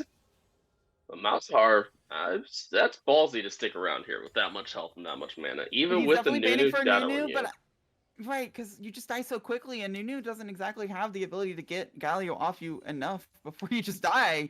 And now Nunu's just gone. Nunu walking back towards bot side. Bot lane for tactical feed is pushing out. But Xin Zhao's also in the area. You can see Nunu probably just going to shadow his bot lane so that they can clear this wave without any worries about being dove. Are they ever going to be dove by Nash Nami? I doubt it, but you never know. See, Jinx just farming under tower. Okay, so this Nunu has like 0 ganks before 12 minutes on the first 2 games combined. Yeah. It's definitely a different style of playing Nunu than I've seen before. I mean, it works the first game that they played it, so maybe Specimen knows something that I don't. You can just farm, I guess, especially whenever you're into Xin Zhao. You're not taking the worst side of that exchange anymore. But this dragon fight looks real. Malzahar is actually a little bit caught out. They're not even going for the dragon. They're just going straight mid. Has to flash out. Spell immune for a little bit, not for long. And Nami is here, flashes in for the bubble. That will be first blood. Who gets it? It'll go to Xin Zhao, which I don't think is ideal. Has to flash out of the snowball. They did stop the dragon for this counterplay, and I'm not sure that they're going to get anything for it. Yeah, if I was on Dynasty Eclipse's side there, I probably would have just looked for the Drake. Go, our mid laner's dead, write him off, and just try to get that first Drake, start the Drake stacking. But now I think it might be too late. But Xin Zhao does walk up top side, so maybe they'll be able to do it. No, Nunu's just going back into his jungle, looking for that farm, trying to hit 6. Yeah, and I think if this doesn't go in Propane Pimp's way, which he has to flash out, this matchup has just been a complete disaster for Dynasty Eclipse. Tom Kench is supposed to be... Oh, wait, actually, he's just gonna kill him. Never mind. I guess that at the end of the day, eating him and putting him on the tower is good enough. Here comes the tongue, maybe? Actually? Okay, I've just been completely wrong about this matchup the entire time. I don't understand anything that happened there. Tom Kench bullied Nasus, I guess. Yep. Catfish go burr. I think it's the best explanation for that one. Yeah, I not getting the kill there is still pretty impactful. Because now, Propane Pimps are calling, has the teleport, sure. But I think Feldroth might be able to call this in for clearing the wave and getting it in. And if Nasus is able to get to level 7 with a CS lead against Tom Kench, something has gone very wrong. Yes, definitely. Let's check in. Nasus currently has about 123 stacks. Not too bad at 8 minutes. 10 used to be the marker you wanted to go for was 10 stacks per minute, but with the way the game's changed a bit, most people know how to get a bit more than that. So 123 at 8 minutes really isn't that bad. And you do see blue team get the Void Grubs, and red side actually got the Drake while we were distracted by the top lane fight. So there is that Nunu getting the early objectives like he was last game. Got that first Drake. It is only a that is Hextech Drake. So looks like next time we'll be spawning is an Ocean. So we will not be seeing an Ocean Soul or Hextech Soul. Will it just be a Chemtech Soul 3 games in a row? Potentially. Is it going to be one of those nights? Use it this time. Is it going to be one of those nights? Chemtech Soul 3 nights in a row. Propane playing like he can still bully this Nasus, but Nasus has killed a bit. That's a lot of minions hitting him though.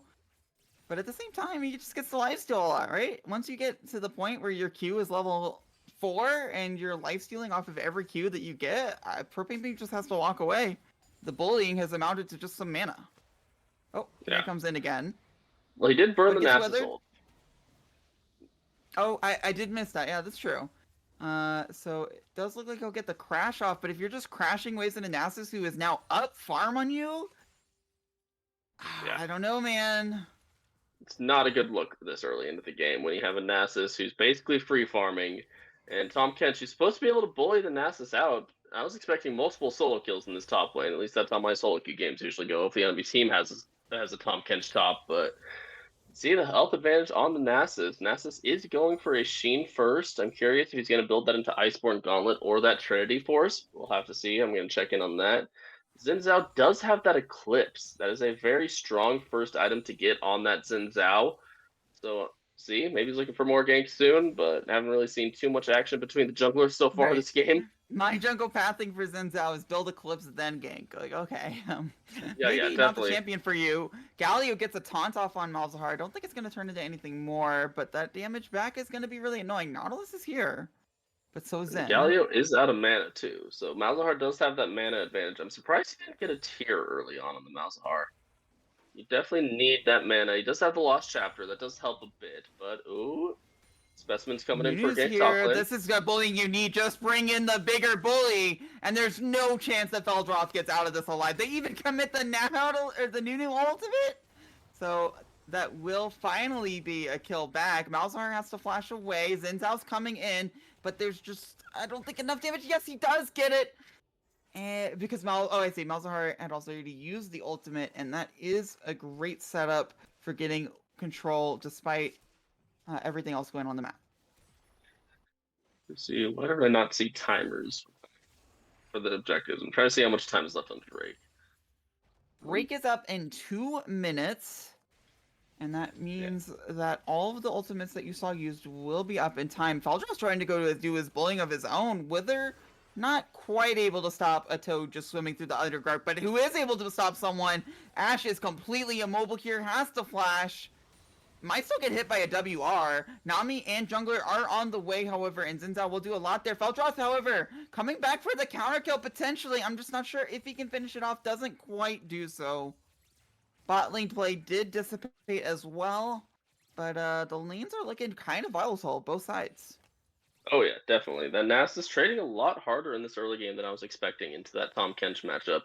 And you can see Tahm Kench doesn't have TP. He does not want to back here, but he has to. He's really low on health, and if he sticks around, then Nasus might just be getting a free kill. Okay, Arrow comes in, cleanses out immediately. However, Nautilus does not have that luxury. Is going to get knocked up twice. Will go down. Oh, he flashes out. There's no damage. Finally, Xin Zhao gets it.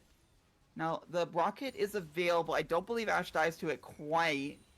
And Propane Pimp is under tower and really low as well. Yeah, Propane Tank definitely taking the worst end of that trick. You're going in on this? This is so crazy, but Feldroth believes it. He buys the bluff. There's no one here. Has to flash out. Nunu is just taking the grubs. He's not here for a gank.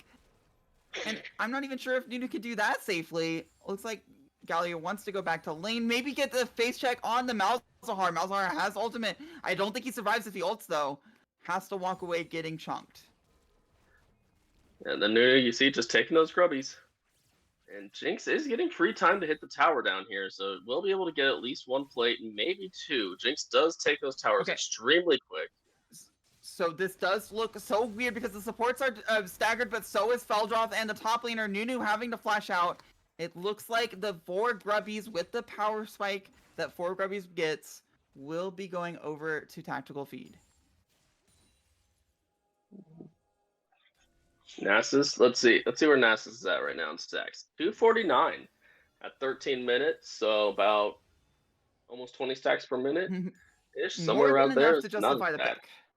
Oh yeah, More definitely. Than enough to justify the pick, for sure. The Nasus definitely not getting as bullied out as hard as we were expecting in this top lane matchup. But Tahm Kench is looking for a trade up here, going in, see. Oh, Nami ult is going to come out. Malzahar can't ever get an ult off because there's too much CC. I think he might just go down. Tower won't stop Butthole. Actually, it does. Doesn't want to go too deep. Feldroth, however, in a lot of trouble with Zen coming, however. No mana for Wither, no mana for Qs, just auto attacks from the dog, and Xin Zhao just doesn't have the damage for this, I think. Arrow might have changed the story. Doesn't quite come through. There's no way they go into tower with just no damage there. No. See that Nasus when he's out of mana just doesn't quite have any damage, really. Right, but you did commit that much and you made the Tahm Kench back? But you're giving over second Drake now. We'll see that Nasus looks like he is going for that Triforce first from this build, from what I can tell. This is not going to be an Iceborne Gauntlet. No smite or Q from Nunu. Still able to secure it with Jinx though, so it's all good. Yeah. Just say, you see if the Jinx is on the other side, maybe there's a miracle steal happening on that Drake. Then there, you get that blind rocket on the Drake and just be like, okay, I got it. Don't worry, guys. We're good. I got the Drake for us. But yeah, no Jinx on the blue side, on the red side this game. See, the Tom Kench does have his heart steal complete. Probably finished it a little bit ago. He's already got 24 stacks on it, so we'll see. Could be good into that Nasus. The Tom Kench does scale extremely well too, especially because Nasus is building Triforce first and not going a tanky item first. So that Tom Kench will be a very beefy front line. And we'll see. Still looking to bully out that Nasus here. Get that heart But steal the proc. bully's just not working. He's just fighting back. Meanwhile, Herald expended mid, not for much value. Getting the mid tower down would be nice, but only getting a charge off, and then you've got Galio trying to hit it. It's just not falling anytime soon. No, definitely not. And Malzahar does have the wave clear to stop this Galio. Galio in this matchup, remember, Galio wants to be looking for those ulti plays. The issue is Malzahar has so much wave clear, Galio hasn't had a chance to really leave the lane. Like, you see him walking a couple of times. He did get that one ulti around the blue buff fight, but didn't really amount to too much, besides just toe knuckles falling. But, oh, could be a good trade here. Nope, just a grasp auto. Get that heart steal proc on the Nasus and walk away. And we do see the Xin Zhao. Oh, actually, the Nunu's looking here as for well. I him. think Feldra's in a lot of trouble because he just doesn't have the ability to get out of the CC. However, maybe he does. He just dodges the snowball. Looks like he's fine. Meanwhile, Red Face Beast up here can't really find an arrow because Nautilus won't care and Jinx has cleanse. So it looks like nothing too big is going to happen down here. But Materium But is Zen is still looking. positioning like he wants to force this gank bot lane. Nope, he's just backing. Never mind. Fairly boring bot lane. Trade some auto attacks. Nautilus might hit a hook every now and then. We'll see. We'll see. Yeah, but fairly boring game kind of favors the Nasus who's just been able to farm. I mean, he doesn't even care about the level gap here. Just ultimates, goes for the Qs on the Tahm Kench while he can. Maybe the Qs will go on the minions later. And this is just not what you picked the Tahm Kench for. I mean, he's gonna have to run away from a Nasus. He's down a level, and the W has to be used out, or up a level rather. And he still has to W out. Galio was called up, so obviously he didn't want to engage there. Yeah. But man, that does not look good. No, it does not feel good on the Tahm Kench side of that matchup.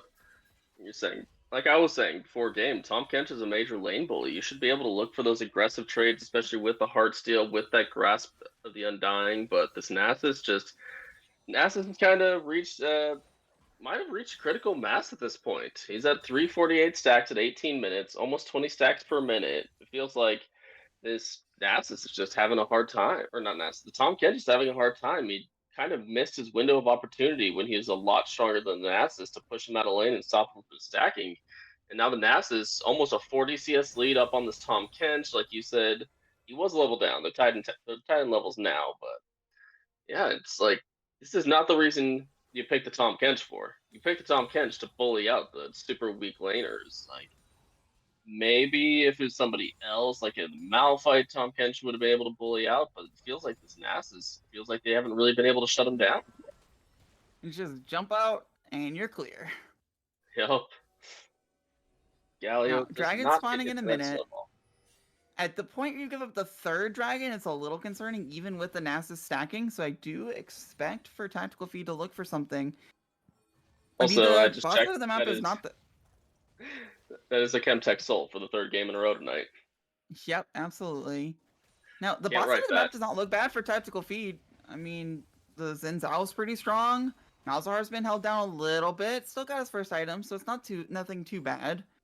But they can definitely take a 4v4 if they want it, and it looks like they do. Nautilus is just completely caught out, gonna try to hook something. Flashes away, and now Specimen's caught too. Yes, Nunu will give a shield, but it's not gonna be enough. They get the Nautilus first, then they get the Nunu. The Nunu did do a bit of damage, but there's just no one coming in to follow up. Finally, Tahm Kench is here, but he can only do damage to one person, and right now it's on the Xin Zhao. He will fall before Xin Zhao does, potentially, and now Xin Zhao even gets out of the mouth and onto the Malzahar, who just didn't do anything with the ultimate, and Tactical Feed are just completely obliterating this side of the map. Yeah, that was a bit unfortunate that Jinx used her ult early on a 4-man group, but it didn't really do much. They were all at full health. You want to be using that Jinx when they're low, use it to get excited and then be chasing down, get that attack speed and move speed steroid, but you can see that Nasus, with his Trinity Force completed, was just able to do so much in that fight. And the Malzahar ulti coming down on the Nasus, the Jinx in her rocket form wasn't able to do enough damage to shred down that Nasus, and Yeah, just Yeah, not a good fight from the side of Dynasty. maybe Scrambles yeah. was pressing R and expecting an MF ult to come out, because that would have been It's great. definitely right possible. there. A little But far for that, unfortunately, but Jinx is just a different champion, and you can't Yeah. use ult in the same direction. Can use it like that, I guess, but it's not going to kill anything. no, definitely not. A It's bit just a completely unfortunate different there. champion team fight style. Mm-hmm. Like I said, it does fill that same niche in a team comp of that big AoE damage, but it's not with the ulti. It is definitely not with the ulti that you do that big AoE team fight damage. You can see it looks like she is building a Runan second, so it will bring Scrambles up to that more AoE team fighting damage with those rockets, but part of the little bit of a misplay there is that she just stood there in rocket form, auto attacking the Nasus while the Nasus was Malzahar. He switched to that minigun form there. Maybe the Nasus falls. Oh, Maybe arrow! Jinx gets Nautilus is excited. actually caught out here. I wasn't saying anything because I thought he was fine, but the arrow into wave into bubble combo is just too much for him to handle. Yeah. Oh, Unfortunate Feldroff getting there. jumped on. The 1v1 is finally potentially turning in Propane's favor. This is the first moment for the entire game since the early laning phase where it looks like maybe he can stand the pressure and put some out on Nasus, but it just doesn't turn into anything. It's gonna be a good snowball at the Ash. No follow-up. I mean, I don't know. Yes, the cannon menu doesn't hurt that much anymore, but you still are taking a full health Nasus and cannon to the face. It works out okay because you're getting the Heartsteel stacks and you're just not going to die. But, oh, that lane just looks hard. Meanwhile, Ash is just a little bit too far out. This is the second time Red Face Beast is farming it with no protection.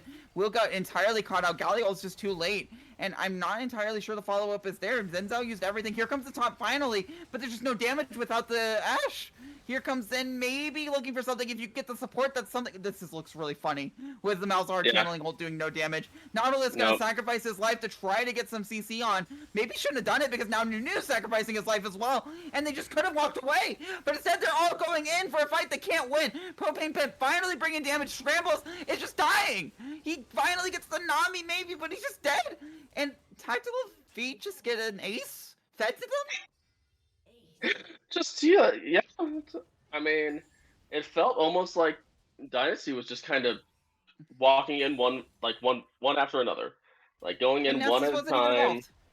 Yeah, I mean, that was a 4v5. Talk about your late game scaling, like, oh, we're gonna rely on the Nasus late game. Not if they just walk in, get CC'd up, try to save each other, and just all die. Yeah. It does almost seem to me like maybe Scrambles is expecting more of the misfortune damage here than the Jinx. Like, the spacing isn't quite there. It feels like maybe just a little bit of uncomfort on the Jinx here. It's like the spacing isn't quite there. The kiting doesn't seem like they know the range and or the damage of Jinx in this stage of the game. You're watching it back on the VOD right now and just, like, you're standing there in minigun form, like almost standing still even, but like you're rocketing when you're hitting one person, when you want to just be shredding down the tank, and then switching to minigun to go into almost melee range of that Xin Zhao to try and finish off the Nami. It doesn't quite make sense to me there. A little scary.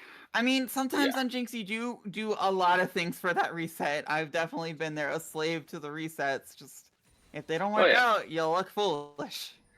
Sometimes that's your only way out. But she had the reset there. They did get one kill before the Nami dropped, so she had the reset. She had to get excited. Okay, they're starting a Desperation Baron, and this might work out. Galio's on the wrong side of the map. Zinzal's on the wrong side of the map. Nami's on the wrong side of the map. And even though they haven't used it. This is control warded. No one is aware. Finally, the Ashe comes out, but the people are just too far. Can Feldroff come in and kill Scrambles alone? Tom Kinch is here to protect though, and this Baron's at half. Galio's not even in the right side of the map. Finally, Nami ult comes in. The Baron is so low. Specimen is low too, however. Scrambles goes down immediately. Even if they get the Baron, I don't see Eclipse riding out of it. And they steal it with the Ashe. It's just a complete destruction of Dynasty Eclipse. And the Desperation Baron just accelerates the game even further. I did like that Baron call. When you have the Jinx on your team with 2 items, you take that Baron extremely quickly. But unfortunately, the Nats is just a bit too strong. And the Ashe arrow coming in and the amount of AoE damage, Scrambles just got blown up by the Xin Zhao in that fight too. Like you saw that was just, she died so fast. Scrambles died insanely quickly in that team fight. And yeah, now we see top lane, just Tom Kench losing that matchup to Galio now. To be honest, I'm not 100% sure which kind of damage Tom Kench does. I don't know if it's magic could or get out armor. of here. He flashes out, still gonna get taunted up, and Galio does not care about that tower. He will sit under it and sunbathe all day. Yup. That Galio just has so much HP and magic resist at this point. He can take probably 10 tower shots and probably not die. If I'm gonna be honest. Let's see. Nasus is at 549 stacks now. He's officially over the 20 stacks per minute mark. You can take away 200 stacks from Nasus. This game still looks really hard for Eclipse. The fact that he has so many stacks it's just absolutely impossible to see even a line back into the game. The Baron's gone. You've got 2 dragons. It's 26 minutes in. Like I said, imagine now this game goes for 10 more minutes. You have a Nasus with 4 Chemtech Drakes and Soul. Oh, like that. I don't know that they can make this pick work, but there's really no wrong way to end this game either. Teleport's coming in, another desperation fight potentially. I mean, arrow for teleport, you'll take it. It just looks really 100%. funny. Especially when you have your Nasus split pushing in the bot lane. Now there's no answer to it. He should be able to push that lane up to the tier 2. I don't even think the Tom Kench can stop him at this point. Wouldn't surprise me if Nasus just decided to dive him. Okay, so they are looking for an engage here. Both teams looking for an engage here. Can Nunu get the ultimate before he dies? The answer is no. He's just gone. Yep, he just got deleted. That DPS that Ashe does at this stage of the game is just a little bit too much. Also, and now we got a Baron push. That Ashe arrow cooldown because it might come up before the end of the fight, but they might just all die beforehand too. Scrambles has nowhere to go. Is able to finally walk away because it's just not any CC, but walking away just dooms your tower to death. And again, Ashe arrow is up, and in like 15 seconds, you're losing your inhibitor without it even up. That's very rough. The Nasus does walk back mid lane, did not keep split pushing bot lane, which surprised me a little bit. I would have liked to see him stay bot lane. He would have gotten that tier 2, I think, with the way that Dynasty Warriors was moving. Dynasty Warriors, Dynasty Eclipse. I feel like I've been calling them Dynasty Warriors all night, but I mean, tactical there's just no path to victory. You can arrow Nautilus, you can start a fight with it just doesn't matter, right? Bring your Nasus in, 5 mana it up. It really there's no wrong path to victory. There really isn't. At this point with the Baron buff. Here comes the final desperation engage. Just kidding. We're just making sure the wave players save their tower, which is good. Sorry, continue with your point. You're not making the final fight. I've completely forgotten about what I was talking about. Something about they can just do whatever they want. Doesn't care. He's just gonna tank the tower. That's so silly. Unfortunately, it does not do much damage. Does not do much damage thanks to that backdoor bonus. Okay. So. Bubble stops the engage once again. Eventually, one of these snowballs is going to be real. Baron buff's gone, yes. Baron buff has fallen off, so it'll make it a little harder to siege this tower down, but it looks like they're just going to walk up. Come on now. Snowball is going to be walked away from. Come on now. Feldroth, you can't. I guess you can. I guess you absolutely can just walk up and take the tower without minions. It just does not matter. They do have the Ashe arrow up if they want to look for a pick here. That Snowball. Oh, okay. Specimen hit a Snowball. This is a huge fight. The Nunu ult's pretty big though because the suppression comes out. Feldroth might actually fall here. The damage just isn't there, however. Maritime, the Master taking all the damage for himself. Billy Butthole can take as much tower shots as he wants. Nautilus is the only person to fall now. But look how many resets were almost there for Jinx. Yeah. Super close fight for the stage of the game, especially with how far ahead the tactical feed is. That was a sign of life coming out of Dynasty, but honestly, Tactical's just going to reset, spend all that gold that they just got. Out here. He has nowhere to go. Why does that even work? I guess I was wrong, and that interaction is just how it works. Ability buffering. Not a lot of CC can stop movement abilities like that, as long as you buffer it before the CC comes out. Like, think Tristana W. That Snowball wouldn't have stopped Tristana W if she buffers it right, so that's just a little bit of mechanical play there. Nothing too crazy. As long as you start that ability before the CC actually comes out, there's not a lot that the Nunu can actually do to stop it. But for now, it looks like Tactical Feed's just going to reset, look for that Drake. That'll be sole point for Tactical Feed if they are able to secure it. And we've been theory crafting the past 2 games. How does Dynasty come back from this? Well, look at the wards that are for the blue team. There's a few on bot side of the map, but there's absolutely none on top side. And they've already gone for Desperation Baron. There's another Ashy going out. They could be on cooldown. Maybe you just let them dragon, make them think you're doing it. Maybe send a few people. And then you just go Baron whenever it's up. But I don't know. They just kill it so quickly. You're not even in position for it. Inhib's not respawning. I don't know. It looks really tough. It does. I think here you send the Nasus bot lane. Like, you already have a half health tier 2 here. So you want your Nasus bot lane pushing it out. You don't necessarily need him in this Baron fight. The rest of your team's so far ahead. Like, you don't need the Nasus to be here. Yes, he is a massive frontline. Need help. But look how much minions. Like, I understand tactical feed's super far ahead, but look how many minions they're losing to bot lane tower right now. Like, the plant take is a little scary because I really like the position that Specimen was in, but I guess, I don't know, maybe you can't really get a new ult off through all that CC from the flank. Yeah. You can see Nunu only has a Leandre's and a Dead Man's. That kind of feels bad, honestly. There's the 2-item Nunu. That ult's not going to be doing a whole bunch. You get the Dead Man's for that extra move speed on the Snowball, but I don't know if it's really going to make a difference at this point. Like, if Nunu snowballs in, he's dead. He's been Speaking of going in, it looks like we're committing onto Propane, who's not able to get the W out. There's no way for this Tahm Kench to live, and that's just going to signal either them going for the Baron or the end of the game. They decided to fade towards the Baron right now, but actually, Specimen going a little too far too. Gets CC'd up, arrowed as well. Specimen should go down, flashes out. The Nautilus ult saves him for now, and I think that'll just signal for them to go to Baron. A lot of cooldowns used, but you're down a member. I don't see Eclipse fighting off this Baron. Yeah, this should just be a free Baron for tactical feed at this point. Nasus at 645 stacks at 32 minutes. Like I said, he's hit that 20 stacks a minute mark. Jinx ult may come, but that's not going to get the steal. Little bit too early on that, but I've been there trying to get that desperation steal out. You never know. Jinx ult is great for stealing objectives like that, but now it doesn't have Jinx ult for the next fight.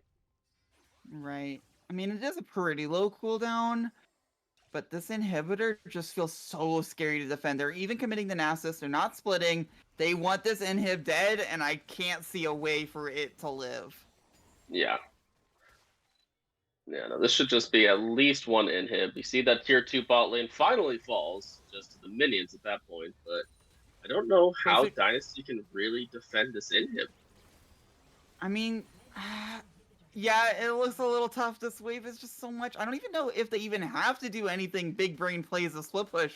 Maybe they just take these double cannons and try to end the game. Looks like they're not going to go something so crazy, but you could definitely go bot lane, make them deal with the double cannons mid while you get that bot inhib as well. Yeah. I was going to say, they had a wave bot lane that just took the tier 2, so it Arrow cancels really the new ult. The CC is coming in. That tower could be a 6-member. Doesn't feel like it now. The damage is just so much. Everyone is falling. There's no even health bars even close to down for tactical feed. They absolutely will wipe the floor with Dynasty Eclipse and signal the end of this series. They've got so many minions coming in. Jinx cannot wave clear at all. There's no chance. Even Jinx getting taunted here gets eaten by Tahm Kench. But what are you going to do? You can't eat the Nexus. And that will be game 3 going to tactical feed. Yep. And I was going to say it felt like a close series, but games 2 and 3 really felt like they were in favor. Felt very one-sided, I should say. Game 1 was very close, but games 2 and 3 felt very one-sided on the sides of Dynasty game 2, and then tactical feed game 3. Felt like that Nunu pick honestly couldn't really do much in the early game. Like you were saying, it's the champion that you always want to see ganking a lot early, and it was kind of more of a power farming style here in both games that we saw played. Yeah, I just also couldn't quite get the flanks that Specimen wanted either. It was just really hard to find a way through all of the CC. Like, how do you flank whenever Galio and Sensao could just turn around, knock you up, and make you a complete joke out of you? Or Nami Bubble, as soon as you try to snowball it. Or Nami Bubble. Exactly. I mean, it's just so hard for the Nunu to work. But more than that, it did feel like the Misfortune Band just completely hit the mark. Jinx might make sense in this comp and might have been able to do something, but Scrambles just wasn't able to make it work with the tools that he was handed. I agree. Felt like definitely not as much of a comfort on Jinx as he was on Misfortune in the first 2 games.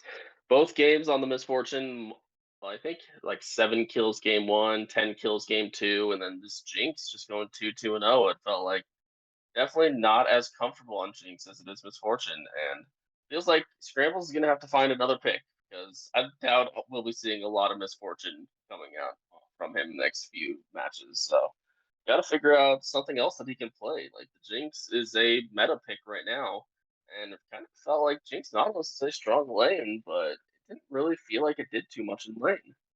And then the team fights even just didn't look great either.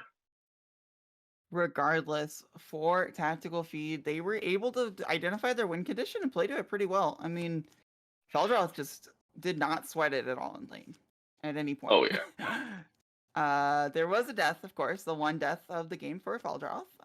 And like, if you were to pick Nasus into Tom Kench and you get the farm like that and you have one death at 15 minutes, you're pretty happy. Oh yeah, 100%. That Nasus felt very comfortable. He really knew. It felt like he knew his damage numbers, especially against the Tom Kench. He knew how his limits, what he could push, and honestly, maybe it just wasn't a comfort champion for Propane Paint. You saw he was looking for those aggressive trades, but it just wasn't working out in his favor. The Nasus just focusing on the minions, getting those stacks, sustaining through the trades, and it just felt like the Tom Kench kind of couldn't really do anything in lane versus it. Yeah, I mean, if there's one thing to be said for Tactical Feed, is that their comfort picks just worked. Their Oh yeah, first draft and their definitely. third draft felt completely foreign to what I'm used to seeing from drafts, but they made it work very easily. Mhm. Oh yeah, definitely. So I'm looking forward to see how they continue to abuse that in the league. I mean, if you could just blind pick Nasus and not even sweat it in the entire game against new Tom Kench, then that is something the entire league needs to take note of. Oh yeah. Well, we'll see. Maybe other teams will have better answers for that Nasus. Like I said, I thought the Tom Kench would do it. Tom Kench Nunu, pretty strong early game combo, and it just felt like the Nasus never really got shut down. He was able to farm, he got all that he wanted. So we'll have to see. Maybe other teams in the tournament will have better answers for that Nasus. Maybe it won't be a super safe blind pick next time, but we'll have to see. Nothing we can do now. Games are over. The games have been played. The Nexus has exploded. So. Yeah, and definitely an exciting one. I'm glad it went to all 3 games. I really appreciate that both teams adapted in the draft. Yeah. There was not a single draft that felt like either team did worse. Well, okay, honestly, Tactical Feed, the third draft, I was like, what is going on? But they made it work. So, they were able to take the information they were provided from the earlier drafts. If you see Dr. Mundo and Veldroth's hands do that much work into a counter matchup, maybe the answer is, yeah, I could just take Nasus. So even their third draft, which looked peculiar, it was an adaptation at the end of the day. And I really do appreciate that in a 3-game series that you get to do that. And teams really did adopt to that. I wish we would have gotten to the chance to see the Aurora, but sadly not tonight. Maybe tomorrow. Maybe next time. Either way, thank you for joining us today. We will be back tomorrow, and we will be back next week for more Arbiter League. But that's the games, and that's the Rift. So thank you for joining us at LXC.